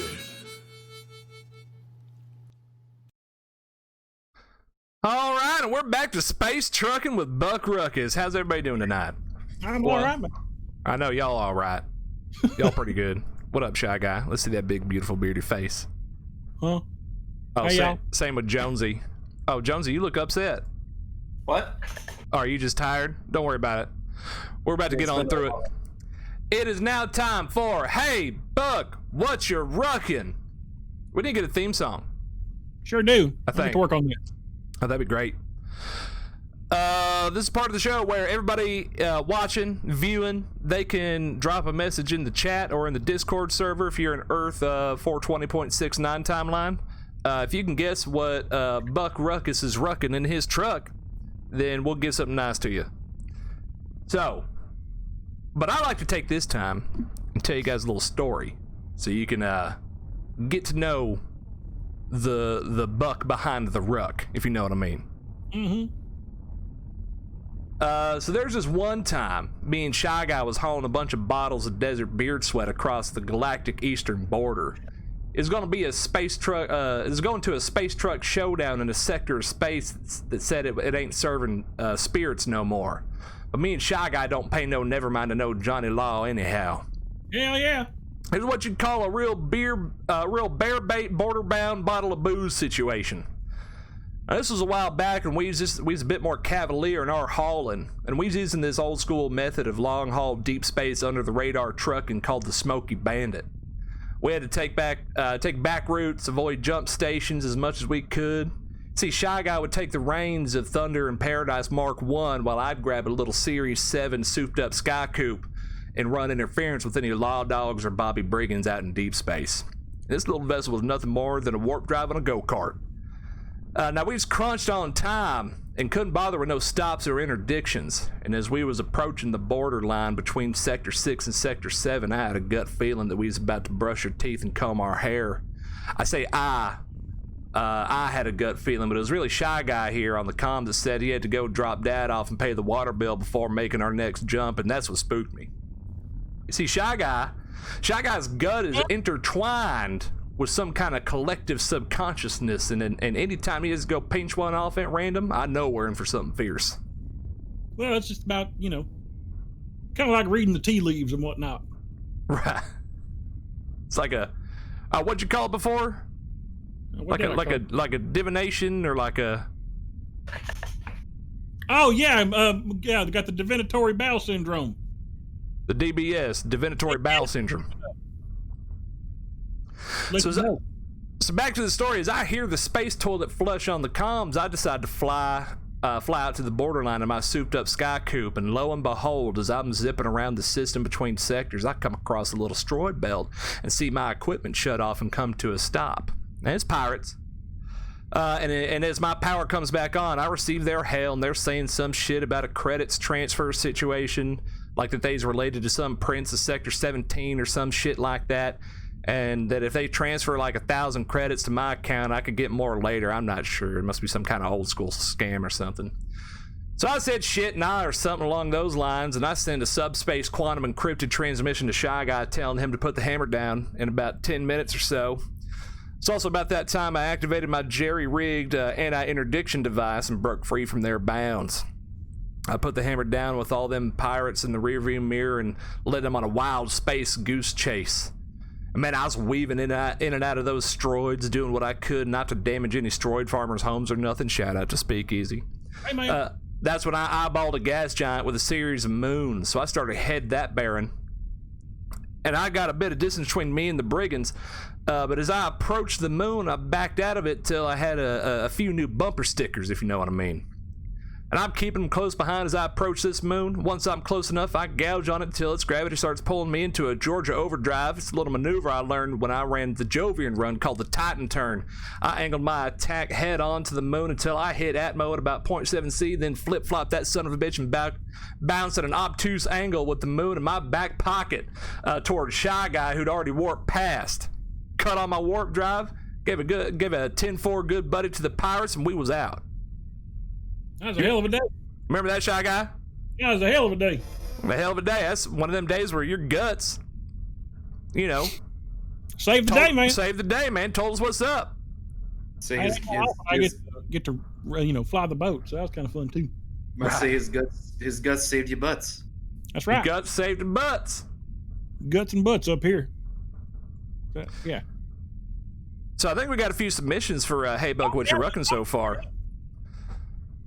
Let's see, I'll just go down the line here. All right. Hey Buck, what you ruckin'? A retro metric ton of vintage vegan gluten freedom pander cakes. I hear they come in mayo crazy flavor now. Oh, that sure sounds good. I think it sounds pretty good. Nope. Buck is rucking 2 tons of the latest in moon rock dildos. They come in 10 different sizes with 10 different settings with a battery good for 10 years. Plus, they sparkle. Well, isn't that sweet? Yeah, how do you feel about a sparkly dildo, Shy Guy? Well, I mean, I don't have a need for one right now, but if I'm ever in the market for one, I suppose I know where I can look. We got another submission here. The universe's largest rainbow aluminum slinky. Headed to the museum of things too big for your britches over on the planet of moderately sized items. Man, I love that place. I try to stop there every time we can. It looks like our last submission we got. Number one is you go in there and they got that mirror on the wall there, and it's you go to it and it makes you look all weird and creepy, and then that's what it is, right? It's like you're too big for your britches. That's what they say on it. It's like what your mom always used to say. Your mom always used and then when the woman comes out with the whoop ass stick and she gets you a good one there. If she hits it hard enough, she's gonna put you in that snap bag, and God knows where you'll end up. Give me a home. Home sweet home for Shy Guy. All right, our last submission here is 50 cases of WWRD. What would Randy do? Bracelets for pious teenagers to wear. That's pretty good. That one's a kind of on point if you know what I mean. That's good to keep in the old noggin, right? Like I might get a WWRD bracelet myself. What you think about that, Jonesy? What would Randy do in this situation? You know? He might say something. I imagine he'd probably say, I'm pilot. Yeah, you can say, I fly. I'm pilot. I'm pilot. He might say, sorry, I'm late, Mr. President. You know. Save the universe from an alien incursion. You never know. You never know. Randy does what Randy got to do. Right. Famous hymnal, words from my generation, up yours. That's right. So, I think to answer the age-old question of Hey Bug, what you reckon? I think that goes out to A1 Weebles Von James, a retro metric ton of vintage vegan gluten freedom pancakes. I hear they come in mayo crazy flavor now. Yeah. Excuse me. Sorry. Nothing like some vegan mayonnaise to go on your vegan gluten freedom pancakes. So, Weebles Von James. We'll get you sub out here. Don't you worry about it. I think you've already subbed. I tell you what, if you already got a sub, we give you we've learned about this thing. It's called a Steam gift card, and we'll get you one about $5 worth for you. $5. $5. Man, we learned a lot today. We sure did. We learned about Randy Quaid and all them Quaidisms. Learned about them two lawyers that's at each other's throat. They may be having a lover's quarrel. You know? Mm-hmm. I think it's been a good show so far. Epic Beefums and Quarter Balder. You know, that fight's going to go down. We got to commentate. Are they coming back next week, or when's that happening? Do we know? I'll get after him and see when that's supposed to be going down. I think it's supposed to be next week or the week after. But you can follow us here on this channel. I think they've set up an Instagram for us at Alex_SUX_. I think we tapped into that one too. I think, yeah, we'll get after it. Any final thoughts, boys? Why do they call them driveways when you park in them, but you park in you drive in a park what? If you drive if you're in the driveway and you park the car and then you drive on the shy guy. It's got to be your bull. Oh yeah, I guess you're right. So if it's your Right. bull, you get that T-bone on the parkway as you're heading to the house. It makes sense. Yeah, Makes sense. I ain't read a math book in decades, but I think I might pick one up because I feel like I just lost years of knowledge today. Just a steak. Yeah. What? It's just a T-bone. What? Oh, you trying to get a good look at a T-bone steak by sticking your head up a bull's ass? Why would you need a math book for that? Wait, what are we talking about? It's okay, Shy Guy. Shy Guy, we love you. We love you because you've been touched by the universe. That's what my mom always used to tell me. Right. I believe it. Anyway, y'all. We'll catch y'all down the road next week, 8 p.m. Same Buck Ruckus time, same Buck Ruckus channel. Till then, tell your mom and them we said hi, unless it's Mama Shy Guy. And let's get it. Let's get that double salute from Jonesy, double salute from Shy Guy, and a double salute from me. Anyway, y'all, it's been fun. Let's queue up. Where did I put that? Where did I put that outro? That's what I gotta find right now. Yeah. It ain't that one. It ain't that one. I think it's this one. It ain't that one. Come on now. Man. Hey man, we've been doing this so damn long tonight. 7 weeks now. Play that voicemail again. You wanna play that? Which one? Play the voicemail. Play that on the outro. That's the outro now. The voicemail? Do the voicemail. You guys want to hear the voicemail? I want to hear the outro. That's the one I'm proud of. I'm more proud of the other thing. Well, I mean, you would be considering it ain't yours and all. Y'all give me a second. Where are you at? Oh, there we go. Oh, we're into the show now. Don't you worry about a thing. Just making sure everything, because this thing's been screwing up on me all freaking night. Okay, when I do this, it should be working. Let me just do that one, hit that.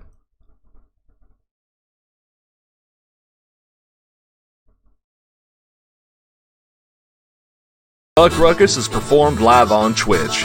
This show is written by Twitch users Alex Sucks, Waka Flocka Seagulls, Rocking Balboa, Otter Mafia, and 14 Noom. Buck Ruckus is performed by Twitch user Alex Sucks. Shyler Mervyn Ephraim Thurston Aloysius Boyle III, aka Shy Guy, is performed by Twitch user Waka Flocka Seagulls. H. Jones is performed by Twitch user Rocking Balboa. Miss Sally Mae Earlene Bodine is performed by Twitch user 14 Noom. Artwork by Twitch users Charmingly Melancholic and Clarification _. Space Truckin commercials performed by Alex Sucks, Waka Flocka Seagulls, Otter Mafia, and Cordy Crochet.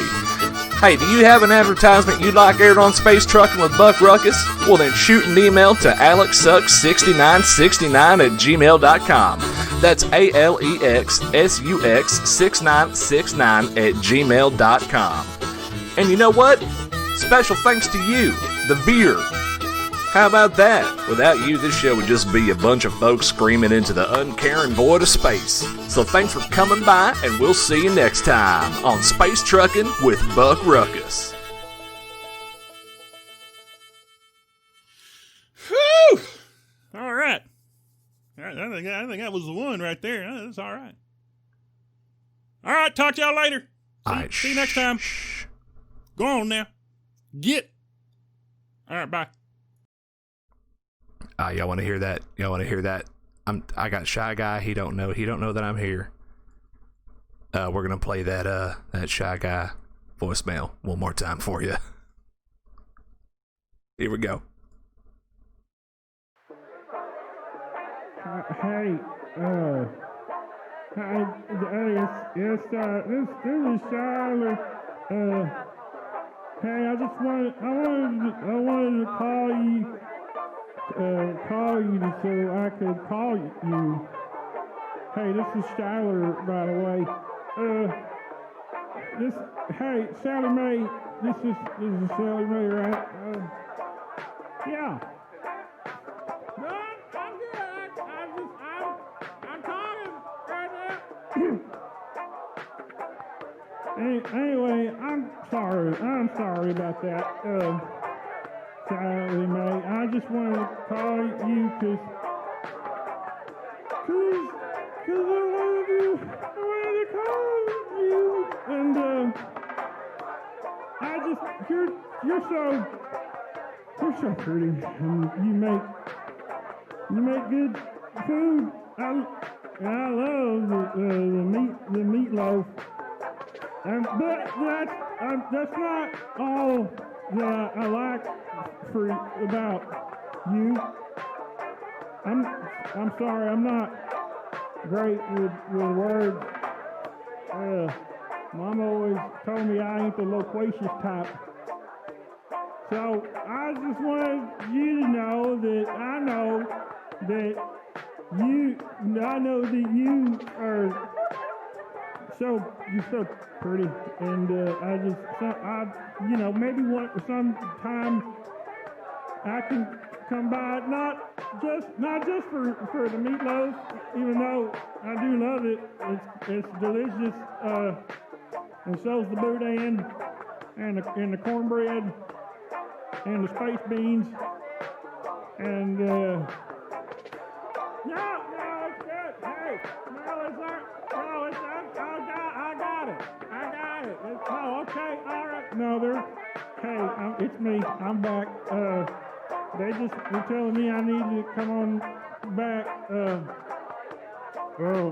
had a little bit to drink, and a little bit to smoke as well. A little bit of the smoking. How many times have you smoked? That's not important. What's important is, hey, this is Charlotte, by the way. Hey, we'll be coming back around again sometime soon after we get done here at the party. Anyway, all right.